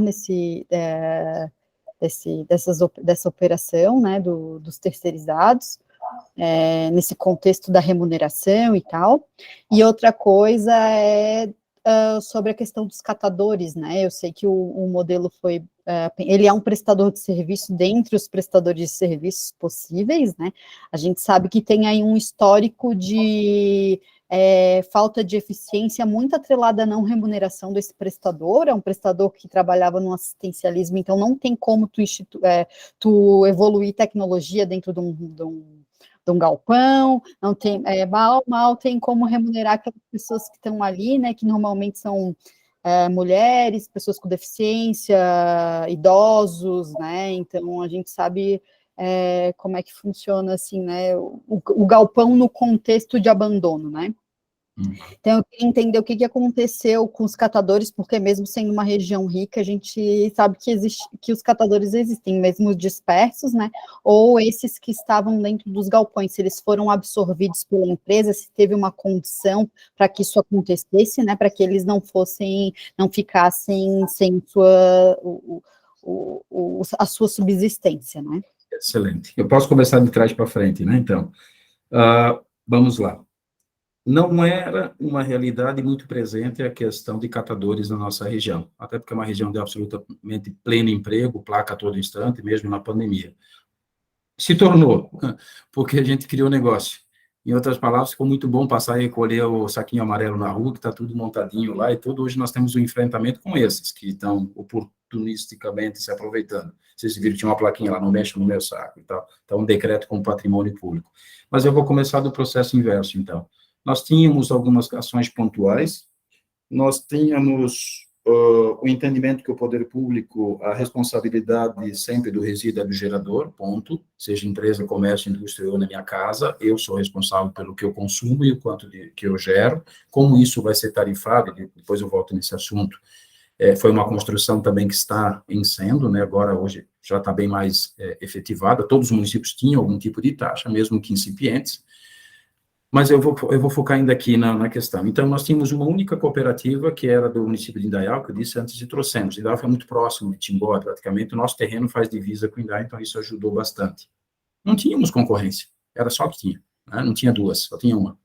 E a gente fez um trabalho muito forte desde o início, porque mesmo eles operando em Indaial, já há mais ou menos uns 6 ou 7 anos, eu vou falar agora de uma forma genérica, né, não de caso. Normalmente são muito politizadas, é um território que aparece lá vereador de tudo que é lado, querer dar 3 sacalão, achar que está fazendo grande coisa, é um território que acham que pode ser qualquer um, que não serviu para nada, bota lá para fazer, ou não tinha onde enfiar, me perdoe a grosseria, e a gente queria desconstruir isso, né, essa insurgência. Então, a gente procurou muito o pessoal e condicionou. Nós vamos para um ambiente novo, uma estrutura construída, galpão adequado, equipamento tudo zerado, vamos entregar. Mas assim, assim, assim. Vocês ainda não são cooperativas, são uma associação. Vamos dar todo assessoramento, em até 2 anos vocês têm que se transformar em cooperativas. Toda a construção deles foi refinada, aquela questão, sim, prioridade para a mulher, prioridade para quem não tem casa, prioridade para aquelas coisas todas que são para atendimento. Nenhum político vai entrar aqui dentro, nenhum vereador, a não ser por uma visita, não há necessidade, nós queremos fazer isso tornar algo que dê resultado. O primeiro ano, nós vamos ter a cessão do espaço, luz, água, energia, nossa conta, e a manutenção de equipamento será nossa. Vocês vão fazer os processos de separação, venda, aproveitando a expertise que já tem, mas queremos uniforme, isso, tudo aquilo, IPIs, treinamentos e assim vai. Então, houve um esforço, não foi tão simples, né, trazer para conformidade. Daquele jeito. Claro que a balança é toda nossa, entrada e saída, né? Um olho no gato, no peixe. Então, aquela história. Temos controle, vocês vendem e fazem os procedimentos, mas a entrada e saída é nossa. Ano 2, aí veio o problema da pandemia, realmente foi um momento difícil para todo mundo, os processos de operação. Ano 2, a partir do ano 2, vocês já saibam que vamos renovar o contrato, mas energia, água, manutenção de equipamento é de vocês, na conta. Ok? Se organizaram. E fundo de repasse interno, que vocês têm que ter uma conta de fundo que a gente quer saber, porque tem que ter uma previsibilidade pela questão de alteração de preço no mercado. Naquele ano da pandemia, o preço foi lá em cima, então, viveram nas nuvens até, apesar da dificuldade de operação. Ano 3 e 4, vocês vão o prédio, a manutenção é de vocês, o funcionário é de vocês, o processo de estragou máquina, claro que daí não estragava mais, né? Antes, quando nós pagávamos, estragava 4 vezes mais. E aí, a manutenção, investimentos de melhorias internas de vocês, estruturante é nosso. Vamos renovar por 2 anos. Porém, na entrada, nós vamos, tudo sempre é pesado, né? Então, nós recebemos lá algo em torno de 600, 700 toneladas por mês de material. Lembrando que é 30% o máximo de rejeito que vocês podem me mandar para o aterro, porque é pesado e vai para o aterro, como outra unidade de negócio. Se passar de 30, vocês nos pagam o rejeito, ou seja, se coce e separe. E vocês vão nos pagar 20 centavos o quilo do material triado, ou seja, R$200 a tonelada. Pagam, estão felizes da vida, nunca ganharam tanto dinheiro. E é um baita negócio. Então, também, a média de salário fica de 4 a 6 mil reais. Meus engenheiros estão me reclamando que ganham menos às vezes, ou proporcionalmente, e vem dando certo. E esse retorno do valor, hoje me dá algo em torno de, não, possível, né? 60 a 80 mil por mês, que eles pagam para nós. O faturamento deles está bem mais alto que isso, dá algo em torno de 20 a 30, 25%, não chega a isso, dá 20, 22% do faturamento. É justo. O poder público está fazendo a parte pior. Separar, organizar as campanhas, modelos de coleta, transbordo, entregando uma matéria-prima. Tem a estrutura, estão sendo oportunizados a trabalhar, estão tendo resposta, então é um jogo de ganha-ganha. Vou lhe dizer, difícil vai encontrar algum local por aí que tenha. Por quê? Porque não teve preparação, não teve condicionamento, claro que não foi entregar na mão, a gente foi ajudando na medida possível e fomos desmamando. Nós tínhamos um gestor dentro da unidade, faz 1 ano e meio que não tem mais ninguém. Da porta para dentro é responsabilidade deles, o entorno é deles, eu não quero me incomodar com nada, trabalho das 4h30 da manhã às 10 da noite, todo santo dia, não sei se eles existem, só apagamos a conta e nós cobramos o resultado. Então, por que que eles também têm segurança? Porque normalmente nas cooperativas tem muito problema de prestação de contas, de transparência e de resultado.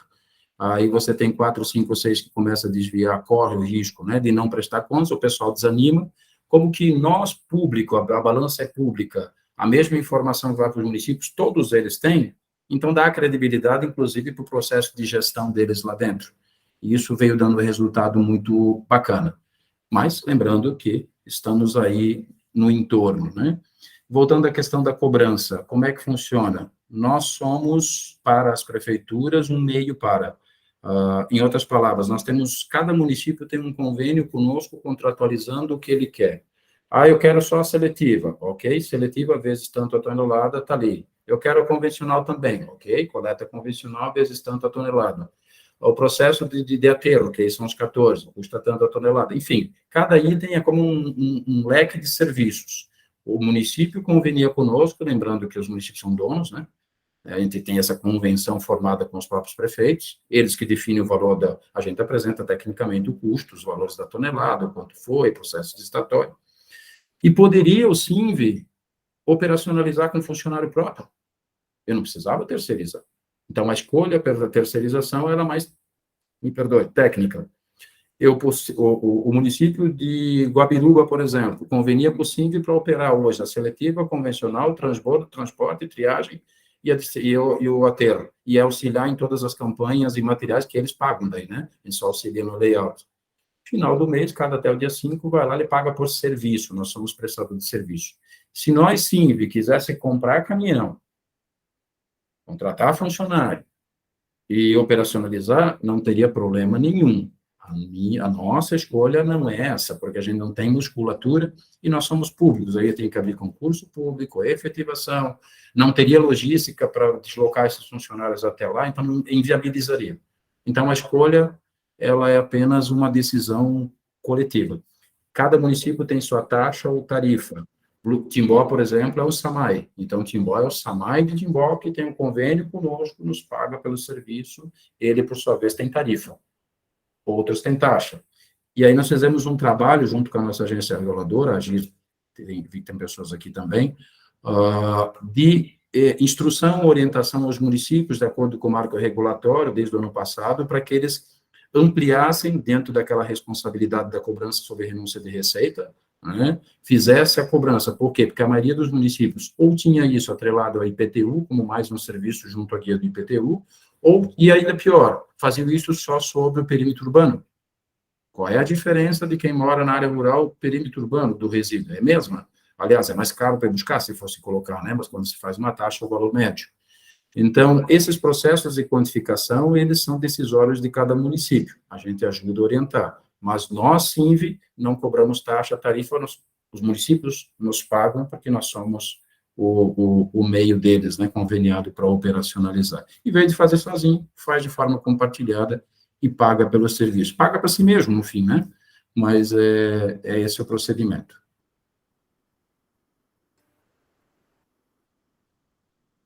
Certo, Fernando. Ainda vamos evoluir para uma concessão final, tá? Mas ainda não estamos maduros para.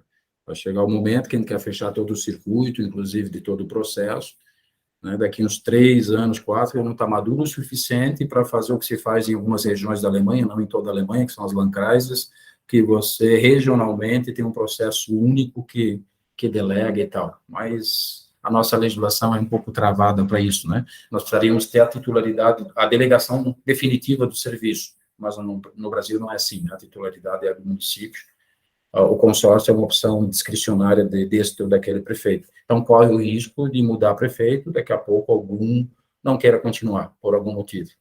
Você começa a poder desequilibrar alguns contratos, né? Dificilmente muda, dificilmente, mas pode? Pode. Então, a gente tem esses riscos, digamos assim, ainda.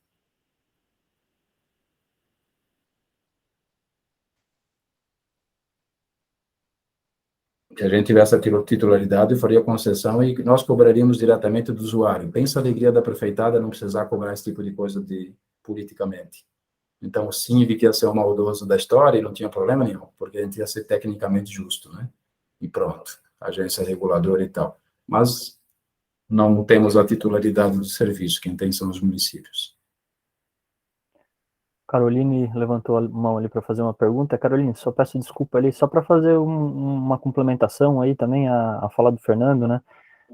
Pelo que a gente observa ali na região também, com relação ao êxito, né, da cooperativa de catadores que está atuando ali no âmbito do consórcio, eu elencaria também a organização, né, da coleta seletiva e os programas de educação ambiental feitos pelo consórcio, né? A gente percebe que, né, tem exclusivamente um saco disponibilizado, né, para a população ali, de cor específica, toda aquela padronização, toda a instrução, orientação, acho que acaba favorecendo, né, que se chegue aí nesses 22% de resíduo coletado seletivamente, né, que, como o Fernando colocou, eu acho que pouquíssimos locais, né, em nível nacional aqui, conseguem chegar a esse percentual. Só esse complemento que a gente vê, né, com base nas visitas, enfim, quando a gente tem esse contato ali com o consórcio, ali com esses programas de coleta seletiva e educação ambiental, acho que acabam favorecendo muito a qualidade do resíduo que acaba chegando para a cooperativa, e isso acaba, né, sendo revertido aí com certeza em uma melhor remuneração com a venda desse material. Não pode ser algo isolado, né? A gente vê muita cooperativa que vem ali que praticamente o resíduo que cai na esteira da cooperativa é similar ao lixo comum, muito similar. Tadinhos, daí eles têm que meter a mão naquilo lá, fede, tem dentro de tudo, de seringa, o que for. Então, um programa de qualidade e controle diário, de onde vem a origem, como é que chama, você tem, fugiu a palavra correta agora, apesar de todo mundo ter o saco amarelo, mas está identificado o município, o roteiro que vem, a gente acompanha, se tiver uma seringa no meio, no mesmo ato já informado, aciona o município, faz o roteiro que passou, descobre que tinha um PET lá, nós não deixamos passar isso, sabe, porque então um controle muito próximo, e acaba tendo essa eficiência no final, não porque a cooperativa é mágica, mas a gente cria uma série de condições de entorno para poder também exigir um resultado melhor. Acho que isso é importante também ser olhado, sim. Ô, Carol, se tu me permitir, só dentro desse contexto, é uma coisa muito rápida sobre o percentual, né? Porque o dado que se tem em América Latina é 35% da composição gravimétrica seria recicláveis secos, né? Isso. Aí o Fernando comentou 22%. E isso pode ser que seja mais que 35% na região. Vocês têm o estudo de composição gravimétrica atualizado para acompanhar esses percentuais, né? Porque tu estás 22, quando começa a chegar perto de 30, já ficou, opa, eles estão quase 100% do possível, né? Então, a eu gente, fiquei um pouquinho preocupada exato, nisso. a gente trabalha só com balança, por enquanto, né? A gente considera de todo o resíduo que entra, né, na composição de tudo, nós temos aí 5.300 toneladas, né, 5.200 toneladas, então nós temos que ter dentro dessa conta algo em torno de 1.100 toneladas que vem através da coleta seletiva.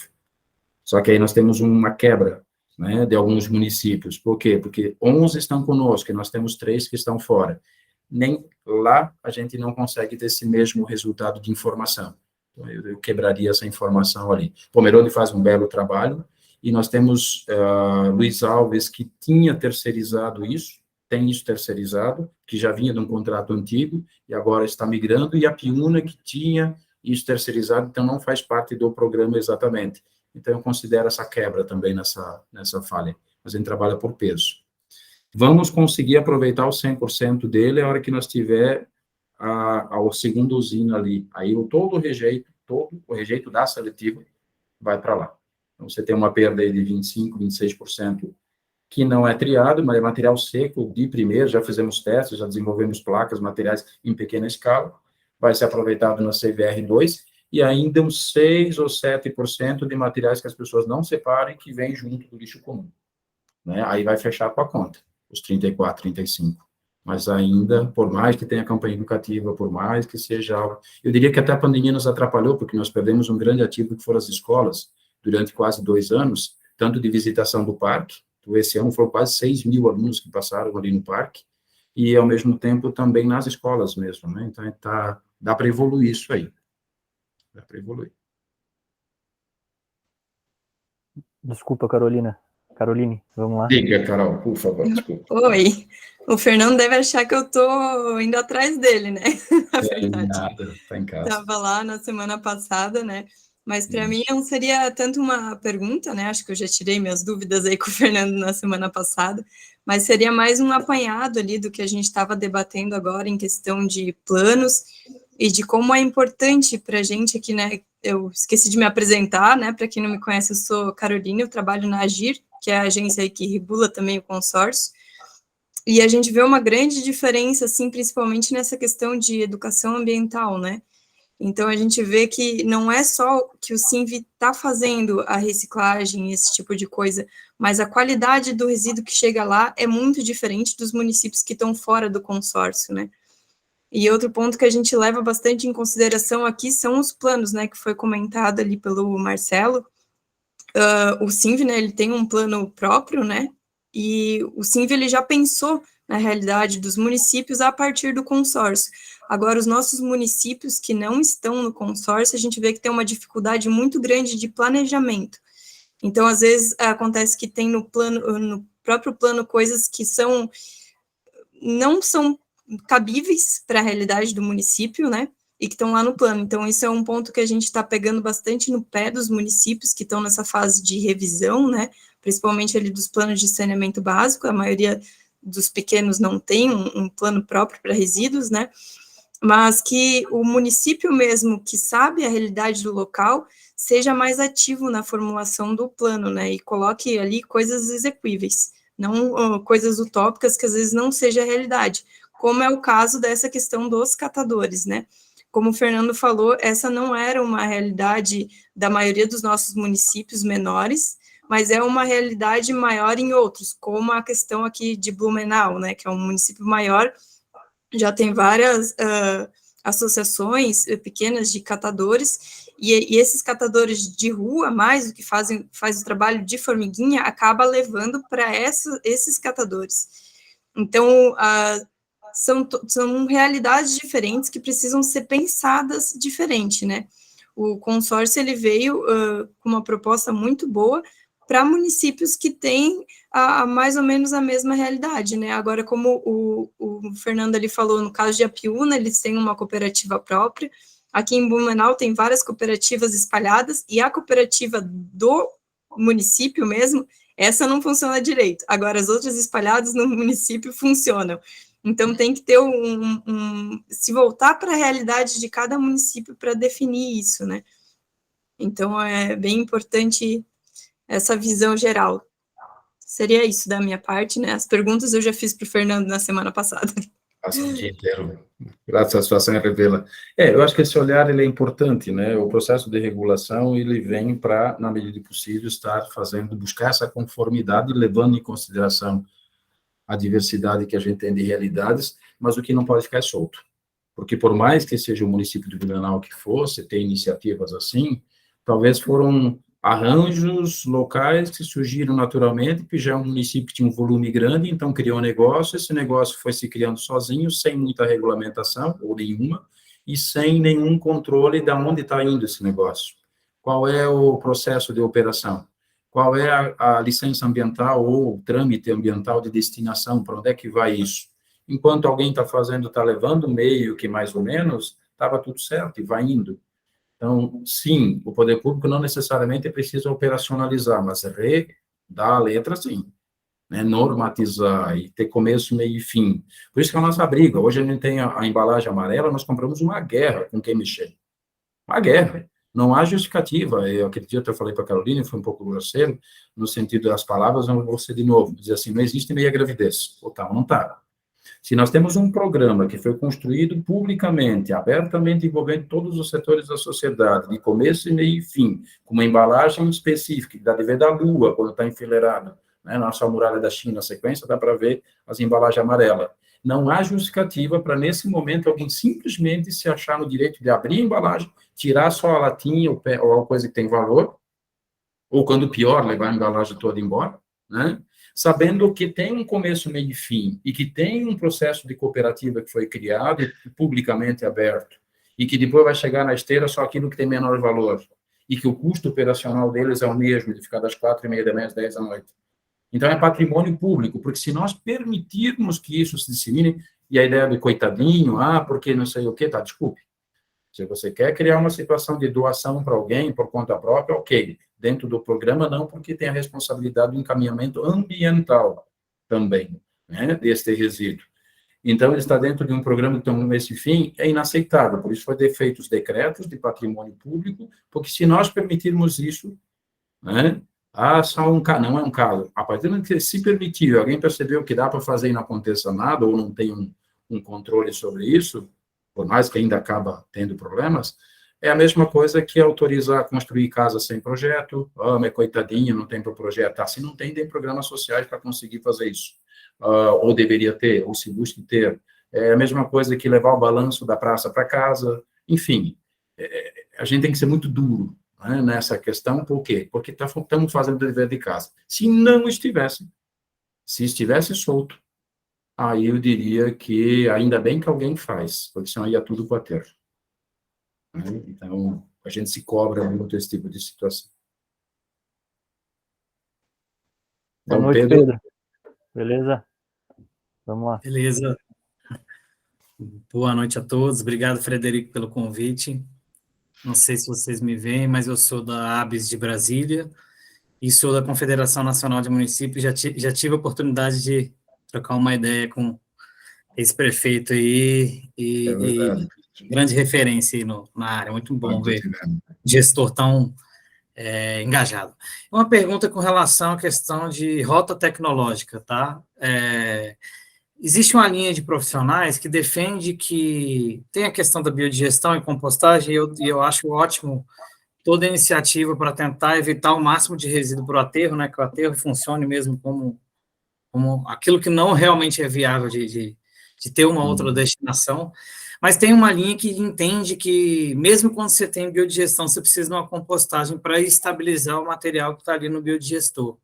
E eu percebi que o fluxograma de vocês me parece terminar, a parte de orgânico, me parece terminar na biodigestão. Existe algum estudo, alguma coisa que, nesse sentido, enfim, como é que foi a tomada de decisão? Como é que foi esse fator que determinou isso?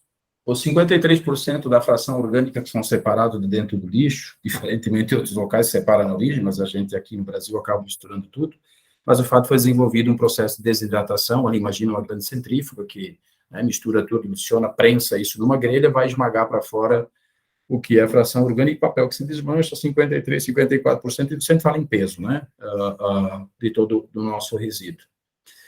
Este, por sua vez, depois de um peneiramento, ele vai entrar para o biodigestor, 21 dias de fluxo ali para gerar o gás. Ele não vai perder peso, ele vai perder 3% do peso, porque o gás, enfim, né? Então, vamos lá. Então, esse material que sai, tendo perdido ou por alguma evaporação do processo, alguma coisa assim, já que é fluxo contínuo, esse material que sai, ele é bastante líquido. Então, tem dois caminhos possíveis. Se nós fôssemos uma região bastante agrícola, que não é o nosso caso, só 4% da agricultura aqui do nosso PIB, né, da nossa organização econômica, por exemplo, o oeste do Paraná, ou qualquer região que tivesse isso, valeria a pena um aproveitamento desse material com um processo de enriquecimento em fertilizante, para você botar no tratorzinho, espalhar e fazer toda uma melhoria desse material ao final. Não haveria problema nenhum, né? Tem estudos já bem evoluídos nessa direção também. Como nós somos uma área que é muito urbanizada e não temos esse fator agrícola, o nosso métier é a compostagem. Porém, dentro dessa compostagem, ela tem 3 ou 4 tipos de compostagens diferentes. Ele é um material, como ele sai muito líquido ainda, ele precisa ser aglutinado, enfim, não sei o termo técnico, né, tem pessoal que cuida disso ali, que você vai fazer a cama dele. Ou você utiliza produtos locais, como é o nosso caso aqui, casquinha de arroz e serragem, né? Por isso, a nossa unidade de resíduos de construção civil, porque toda a madeira que nós tiramos da construção civil, fora aquela que é contaminada, já que tem que se fazer uma separação original, que tem a tinta ou outras coisas, ele vai para um picador triturado e ele vai ser a nossa saleira para o recebimento desse material líquido, para o processo. Isso aqui é uma tecnologia alemã, né, que não gera odor, tem uma manta específica, muito, muito bacana aí, ela vai estar sendo implantada aí no ano que vem. Então, a gente buscou esse parceiro para fazer esse aproveitamento. Este material, você tem de qualidade para usar em reflorestamentos, que é menor, digamos, não precisa enriquecer com mais nada. Um segundo, que você vai fazer um tipo de coleta só de orgânicos, de ceasa, de restos de materiais. Ali, sim, nós queremos ter um coleta só orgânico para enriquecer o meu material, para fazer uma compostagem de valor maior agregado. A discussão técnica está: eu pego esse orgânico e jogo para dentro do biodigestor, que já gera o gás, e aproveito ele depois, ou eu vou enriquecer na compostagem? É a discussão aí que está sendo, pelo pessoal aí que entende de compostagem, feita. E tem um outro terceiro tipo que eu não me recordo qual é, mas o fato, sim, não, a compostagem está prevista dentro desse viés. Um caminho temporário, enquanto a gente vai tendo as leiras e aproveitando, é eu colocar ele ou para dentro de um filtro prensa, para tirar só a fração orgânica e a atuação de água eu tratar na ETE, eu faço muito mas é assim, né? Tratarmos na ETE, ou ainda nos bags, que eu coloco para naqueles bags de decantação, que daí a água eu trato na ETE, e depois o material, essa borra do café que ficou dentro, ser aproveitado. Essas alternativas técnicas são discutidas com o pessoal que é da área da compostagem. A nossa meta enquanto CINV, sim, nós queremos aproveitar praticamente, se não tudo, a nossa meta é 97% de todo o resíduo, todo, sem exceção. Né? Matematicamente, 20% já que vem triado, os outros materiais aí depois que sobra da triagem vai para o rejeito que vai fazer termoplástico. De todo o material do lixo que vem, que são os 80% agora do lixo comum, 6 ou 7 sai de triados, vem para CVR1, tritura esse negócio, 53, 54 vira biodigestor que gera gás, sai, faz compostagem, e os 34, 35 são secados, trabalhados, e vão para trituração fazer termoplásticos também. Como isso é possível? Porque foi desenvolvido os equipamentos para conseguir separar, que esse é o grande pulo do gato, que é a dificuldade de encontrar ali fora. Né? Um equipamento que consiga fazer a separação do lixo bruto comum dos 3 insumos para potencializar as outras situações. Porque biodigestor não é nada de novo, né? Biodigestor é algo que existe há muito tempo. Né? Aliás, o próprio aterro é um biodigestor bem ineficiente, mas né, pelos seus contaminantes e tudo, oxidados, mas Então, só que o biodigestor sempre trabalhou com algo mais homogêneo, por isso ele trabalha muito com o resíduo do bovino, com o resíduo suíno, com aquela questão toda, etc., e vira um ativo, especialmente para resolver esses passivos aí na área agrícola. Como é que nós íamos botar dentro do lixo? Ele não aceita que tenha plástico, papel, vai dar problema. O que a gente conseguiu nessas linhas de separação é entregar para a turminha do biodigestor um material bem aceitável. Um probleminha estava sendo que 1% de pequenos plásticos ainda da trituração estava no meio. E São Bento do Sul, que tem um case já em funcionamento há quase um ano ali e tal, ele está sendo o nosso laboratório, assim, para fazer esse refino todo. Então, agora foi desenvolvido um equipamento para separar esse 1% de pequenos plásticos que atrapalhavam o processo da biodigestão e, claro, iam atrapalhar a compostagem, porque ninguém gostaria de ter uma compostagem recebida em casa que, no final, tem plásticozinho dentro. Então, são desafios de aprimoramento, e esses estão acontecendo. Óbvio que quando nós começarmos em maio, junho, a operacionalizar, vão ainda aparecer as dores de barriga, né? O bom é que nós temos um backup do aterro, do ladinho, que é 100 metros, né? Tudo dentro do mesmo território, por isso é um grande laboratório aí de eficientização desse processo. E a concessionária, o consórcio, né, vencedor, tem até agora, janeiro, final de janeiro, para apresentar o plano de investimento. Ó, nós vamos começar com 50% de biodigestão, com 70% de termoplástico, com 30% de compostagem. No outro ano, que eles têm até 3, para falar a verdade, mas os 2 primeiros anos já tem a meta de 80%. Para nós, o que muda? Nesse tempo, hoje meus 80 a 100 caminhões por dia vão para aterro. 40 deles vou desviar, vai para a usina, 40 continue para aterro. Daqui um ano, 60, 80, e até 3 anos, todos têm que ter passado pelo processo. Então, isso também nos ajuda nessa construção dessa rota toda interna, digamos ali. E por isso que o resíduo de construção civil é bacana para nós, que nós fazemos a receita na porta e todo o resíduo da construção civil vai ser aproveitado. Reciclável, já sabe para onde vai, com a cooperativa, eles mesmos vão separar. Os resíduos de construção, a gente vai utilizar ou para a cobertura do aterro ou para áreas de saibro para as ruas das cidades. A madeira, já disse que ela vai ser triturada, picada e aproveitada para a leira da compostagem. Enfim, tudo vai ser aproveitado. E nós ganhamos porta na entrada. E quanto mais a gente vai conseguindo fazendo receita própria, menos vai depender dos municípios e menos os municípios vão precisar depois na agência reguladora, mas lá na frente, tá? Daí aumentar a taxa, ou pode até regressivamente começar a diminuir, mas isso daqui uns 2, 3 anos.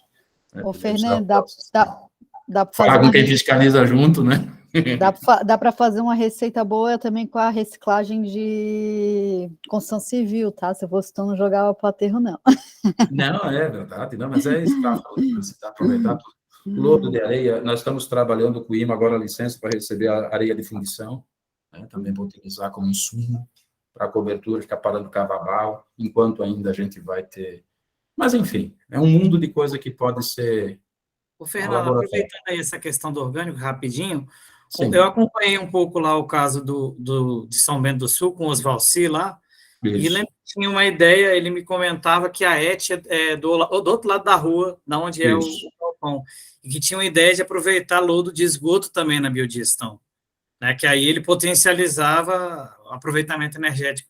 Você sabe se está rodando já isso? Como é que está isso? Eu estou devendo uma conversa com ele. Eles tiveram um pequeno problema estrutural, porque o que aconteceu? O prefeito de São Bento, há uns 2 anos atrás, veio lá, conheceu o Cine, entendeu tudo, ele disse, tá, e por que vocês não estão operando ainda? Eu digo, porque nós temos um estágio tal, a captação de recursos, o investimento é grande, o problema ainda é financeiro para captar o investidor, aquela coisa toda. Ele disse, tá, e se eu te disser que eu tenho um dinheirinho lá no meu SAMAI, tem um SAMAI maravilhoso, e eles não são do consórcio, eles são um município que não pertence ao consórcio. Eu posso fazer isso? Eu digo, prefeito, nós somos público, está aqui os contatos, conversa, monta, e daí o que ele fez? Ele tinha um orçamento deveras limitado, ele tinha uma estação de tratamento, é uma das cidades com o maior tratamento de esgoto de Santa Catarina, já São Bento do Sul, acho que fica atrás talvez de Jaraguá do Sul, ou outro ali, tem um trabalho de educação fabuloso, enfim. E aí eles quiseram agregar, só que o galpão que eles tinham, daí é pegar a área do outro lado, então ele quer adaptar. E adaptou um galpão que já tinha, daí é diferente, não é? Nós estamos construindo o galpão adequado ao equipamento, ele tem 3 níveis, ele teve que ajustar o orçamento que ele tinha, e depois ainda no final ele perdeu a reeleição, acabou dando um delay aí na implantação. E onde ele construiu o biogestor, ele fez um aterro, em cima do morro ali que tu conheceu, lembra ali, né, a parte alta. Quando Aí vai separando a fração orgânica. Quando o biodigestor estava quase ficando cheio, quase pronto para começar, já gerando gás, para começar a ligar, isso faz uns 4 meses atrás, 5 meses, houve uma perfuração debaixo do biodigestor da lona por causa de uma erosão que deu do aterro não compactado. Tiveram que esvaziar o biodigestor inteiro. Perderam a carga toda. E aí você pensa, isso era um sábado à tarde, um frio de inverno, acho que foi julho e agosto, e vazou aquele negócio, parecia radioativo, porque subia aquela fumaça, não tem nada, é orgânico, mas aí o povo se desesperou e tal. Resumindo, tiveram que esvaziar todo, fazer de novo compactar, fechar a lona, agora eles estão enchendo. Por isso que eles fecharam até, não estão operando o gás ainda, viu? Mas eles querem aproveitar o esgoto deles e fazer testes, né? Até que ponto isso colabora ou não. Não saberia dizer do resultado daí. Tá ótimo. Obrigado, muito obrigado.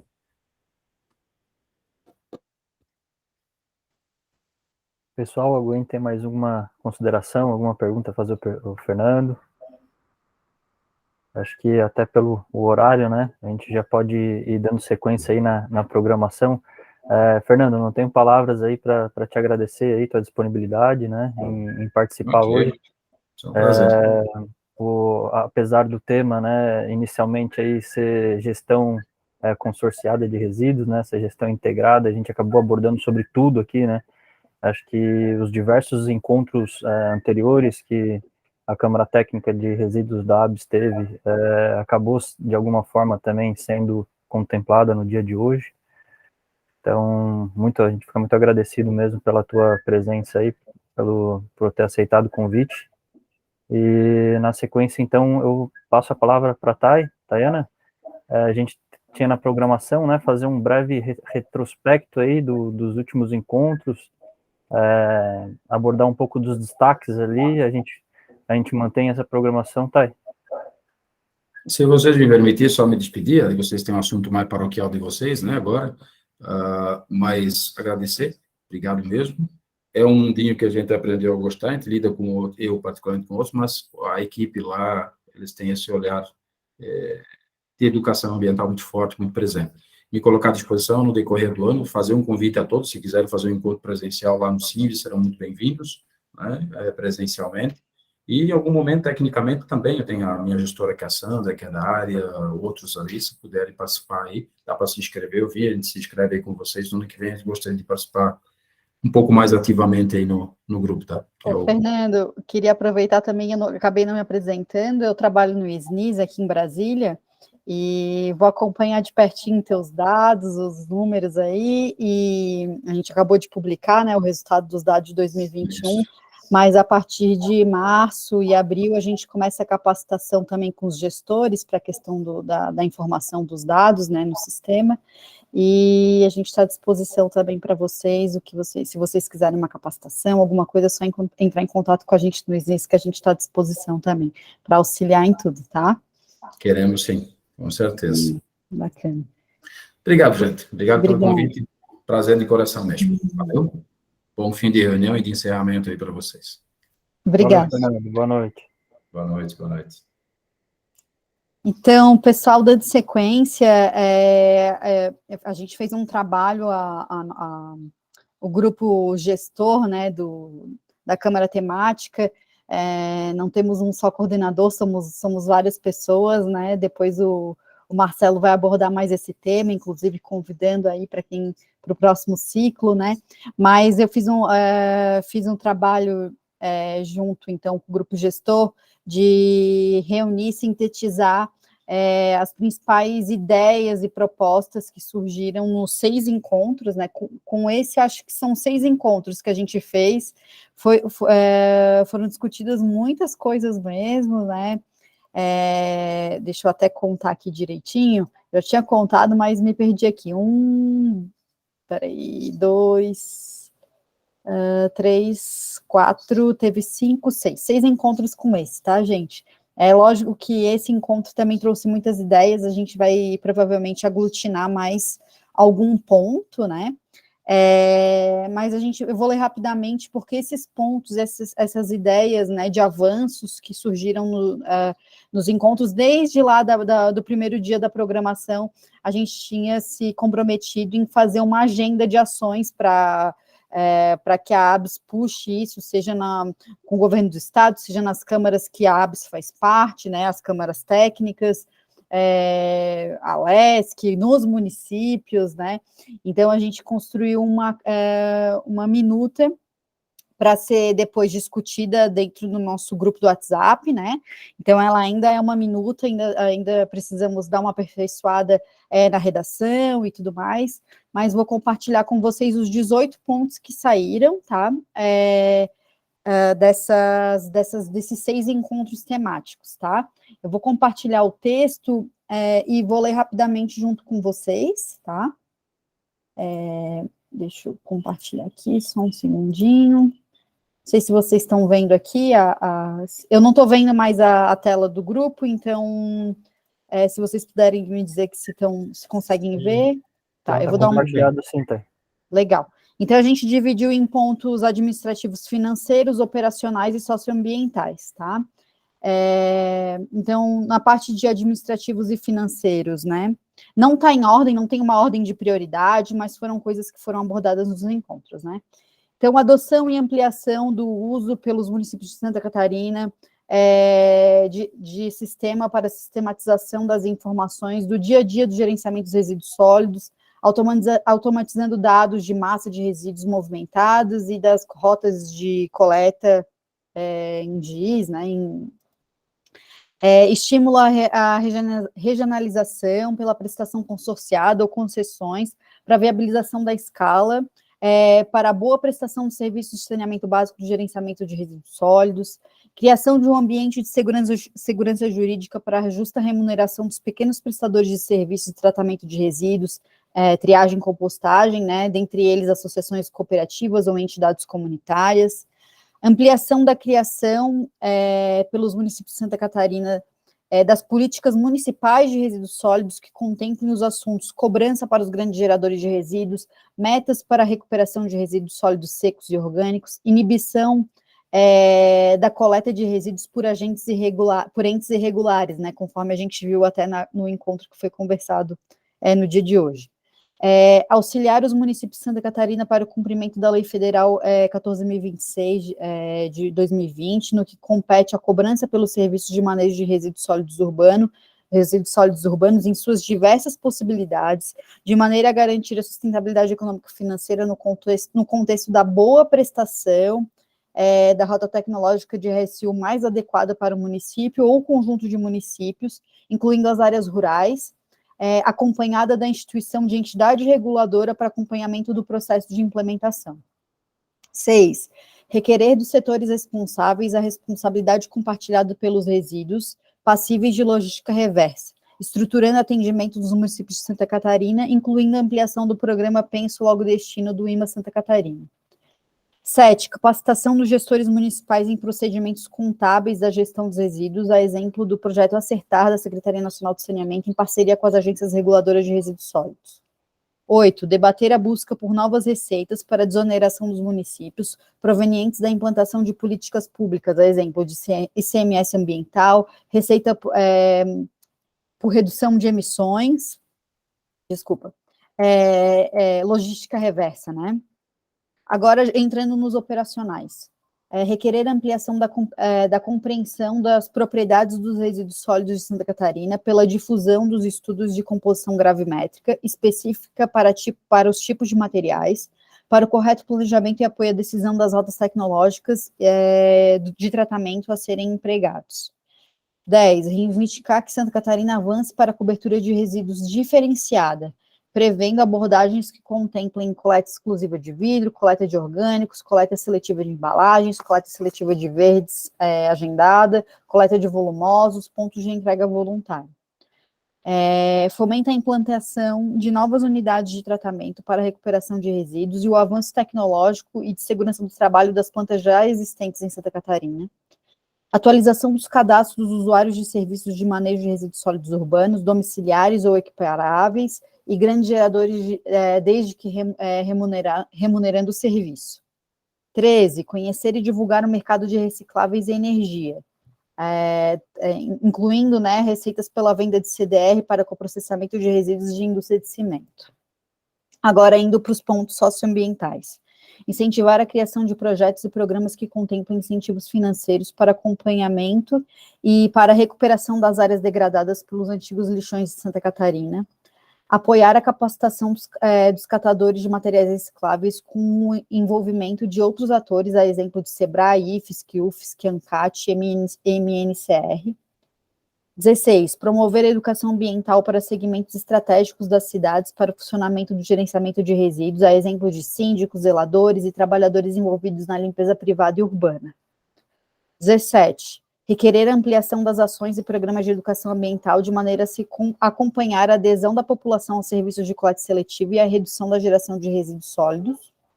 18. Estímulos às parcerias e cooperações entre o setor privado e o setor público com as universidades de Santa Catarina, para pesquisa e desenvolvimento tecnológico da área de gestão e gerenciamento de resíduos sólidos. Bom, é isso. Deixa eu só retornar aqui para a nossa tela. Interromper. Desculpa a leitura rápida, a gente ainda vai incluir mais alguma coisa do que foi conversado no dia de hoje, melhorar um pouquinho a redação, algumas coisas foi escrito assim, ainda para apresentar aqui no encontro de hoje, bem rápido, mas o grupo gestor aí da Câmara Temática ainda vai aperfeiçoar a redação, para poder compartilhar com todo mundo que está participando dos encontros, e a gente formalizar isso, entregando para a diretoria da ABS, e isso entrar, é o que a gente deseja, né, a gente aqui da Câmara Temática de Resíduos, entrar numa agenda de lutas aí, que a ABS Santa Catarina possa realizar nos espaços que faz parte, tá? Não sei se alguém quer comentar alguma coisa sobre os pontos abordados nesse momento, ou se a gente já passa para o próximo tópico. Vou passar aqui, então, a palavra para o Fred e para o Marcelo. Se me permite, Fred, a gente... Acho que esse é um documento... Primeiro, muito obrigado, Thay, apesar, né, da gente ter... Na verdade, apesar não, né, foi bom a gente estar chegando nesse horário, quer dizer que a reunião foi bem produtiva, né, que as pessoas se sentiram confortáveis de interagir, isso é o que a gente espera.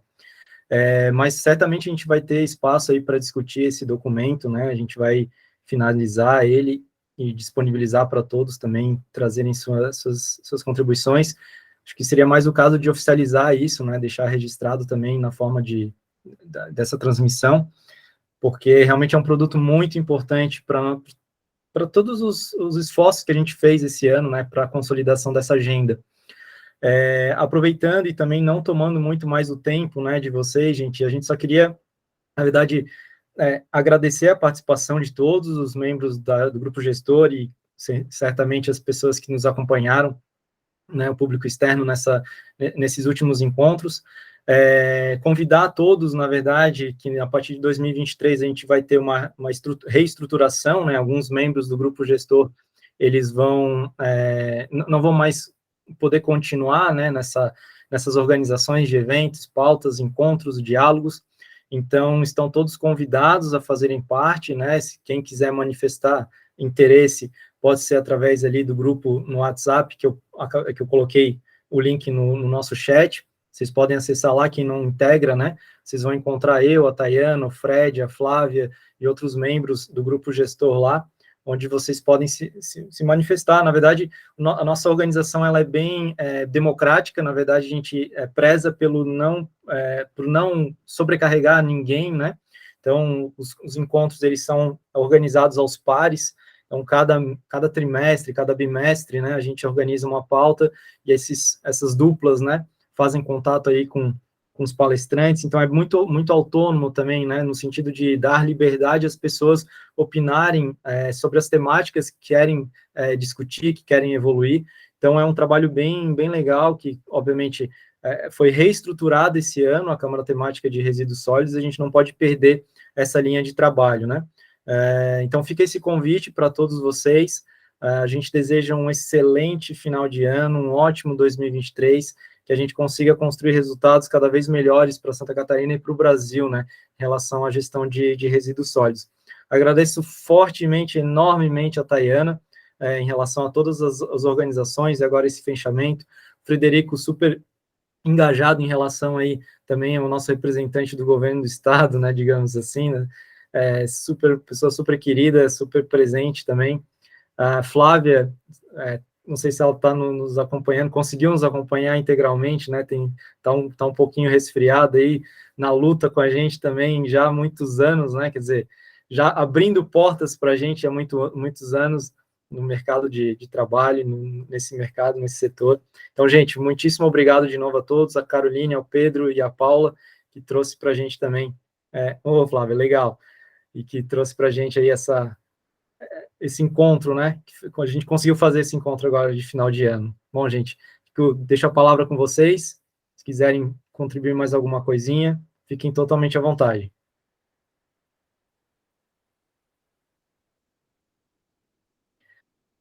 Nada mais havendo a tratar. Eu vi que a Paulinha deixou uma pergunta, Marcelo, não sei se ela quer abrir o microfone. Pode ser. É que, por exemplo, aqui em Tubarão, a gente não tem nem política municipal de educação ambiental, né? Aí fala, né, fazer um plano e programa para um município que não tem nem a política, né, tipo assim, um passinho atrás que a gente tem que dar antes, né, dessa parte da educação ambiental, da municipalização da educação ambiental. E daí, até queria entender, se alguém puder me ajudar, porque eu andei olhando a licitação de resíduos aqui de Tubarão, ficando bem curiosa, né, que eu acho uma vergonha ainda o gerenciamento de resíduos aqui. Eles colocam como 45 toneladas mês a meta da coleta seletiva aqui em Tubarão. Daí eu queria saber que cálculo que eu tenho que fazer para ver qual seria o melhor indicador, né? Depois, se alguém puder me auxiliar, eu fiz fazendo em porcentagens, né? Mas o peso é diferente, então... Paulinha, eu vou te responder bem rapidinho isso aí. O que eu faria no teu caso? Eu pegaria a população, veria qual o per capita mais aproximado de Tubarão, não sei se tem ou se tiver, ou do estado de Santa Catarina, ou per capita de Tubarão, multiplicaria, aí tu vai ter a massa em tonelada dia, e depois tu pega aí qual que seria a massa uma estimativa da tua massa de secos, né? Seria aproximadamente 35% seria o total de secos aí, de Tubarão. Aí tu vê o quanto que isso dá em tonelada, esse 35%, quanto que seria. Então, isso seria um potencial, tá? Daí tu tem que ver o quanto que essa 45 toneladas dia ele está alcançando desse potencial do total reciclável daí tu faz as tuas avaliações, assim, né? Mas isso tudo estimado, né? Não é uma... É o que eu faria lá no SNIS, quando eu olho, assim, um município me mandar, a gente recupera tanto. Quando ele fala a gente recupera tanto, eu faço esses cálculos rápidos só para ver se ele está superestimando, está botando um dado lá no espaço, ou ele está botando um dado muito pequenininho que poderia ser muito melhor e tal. Então, eu faço esse cálculozinho rápido, bem de padaria, mas que ajuda a visualizar, assim. Só para complementar, também a gente tem aqui os dados dos municípios nossos, né, que a gente faz esse acompanhamento, e a gente verifica também conforme a abrangência das coletas, né, então a gente tem um dado específico mesmo do que está sendo coletado, né, então independente de qual vai ser a tua abrangência, tem um dado mais robusto em questão de produção, de fato. Então, acho que tu tá ali no grupo, né, eu entrei ali há pouco, se tu quiser trocar alguma figurinha com isso também, porque a realidade daqui deve ser parecida com a de Tubarão também, então a gente pode estar trocando esse dado aí.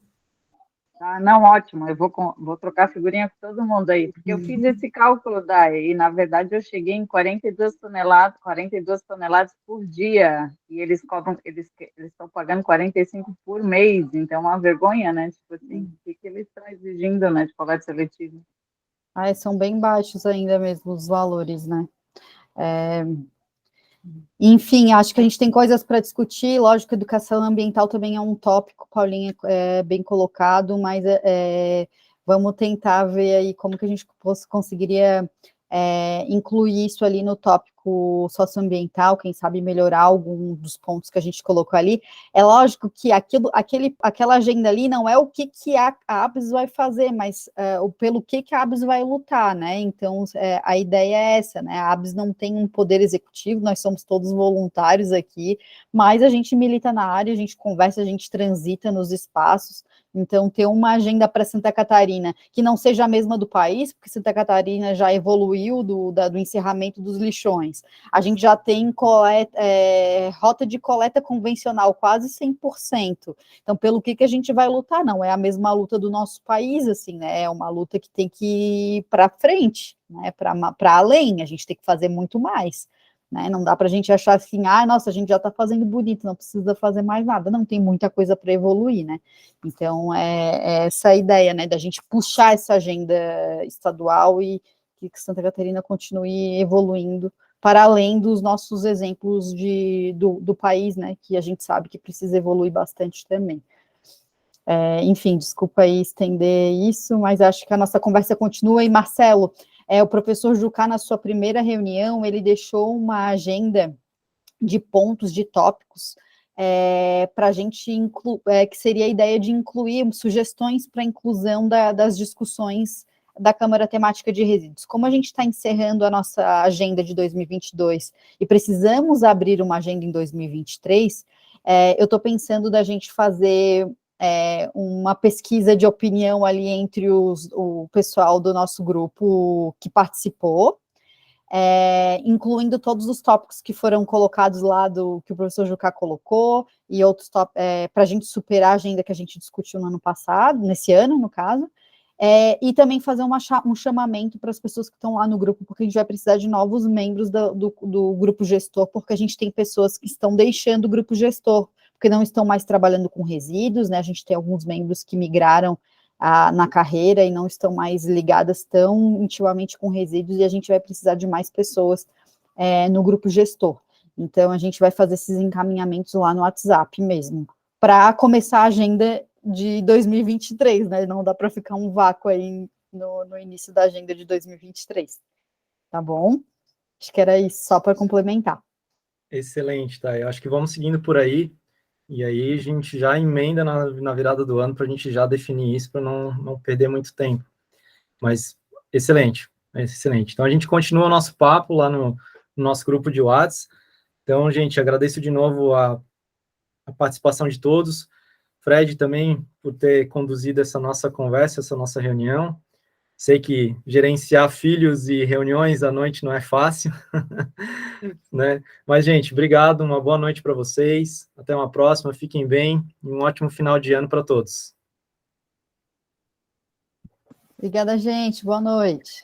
Valeu, tchau, tchau. Boa noite. Boa noite, gente. Bom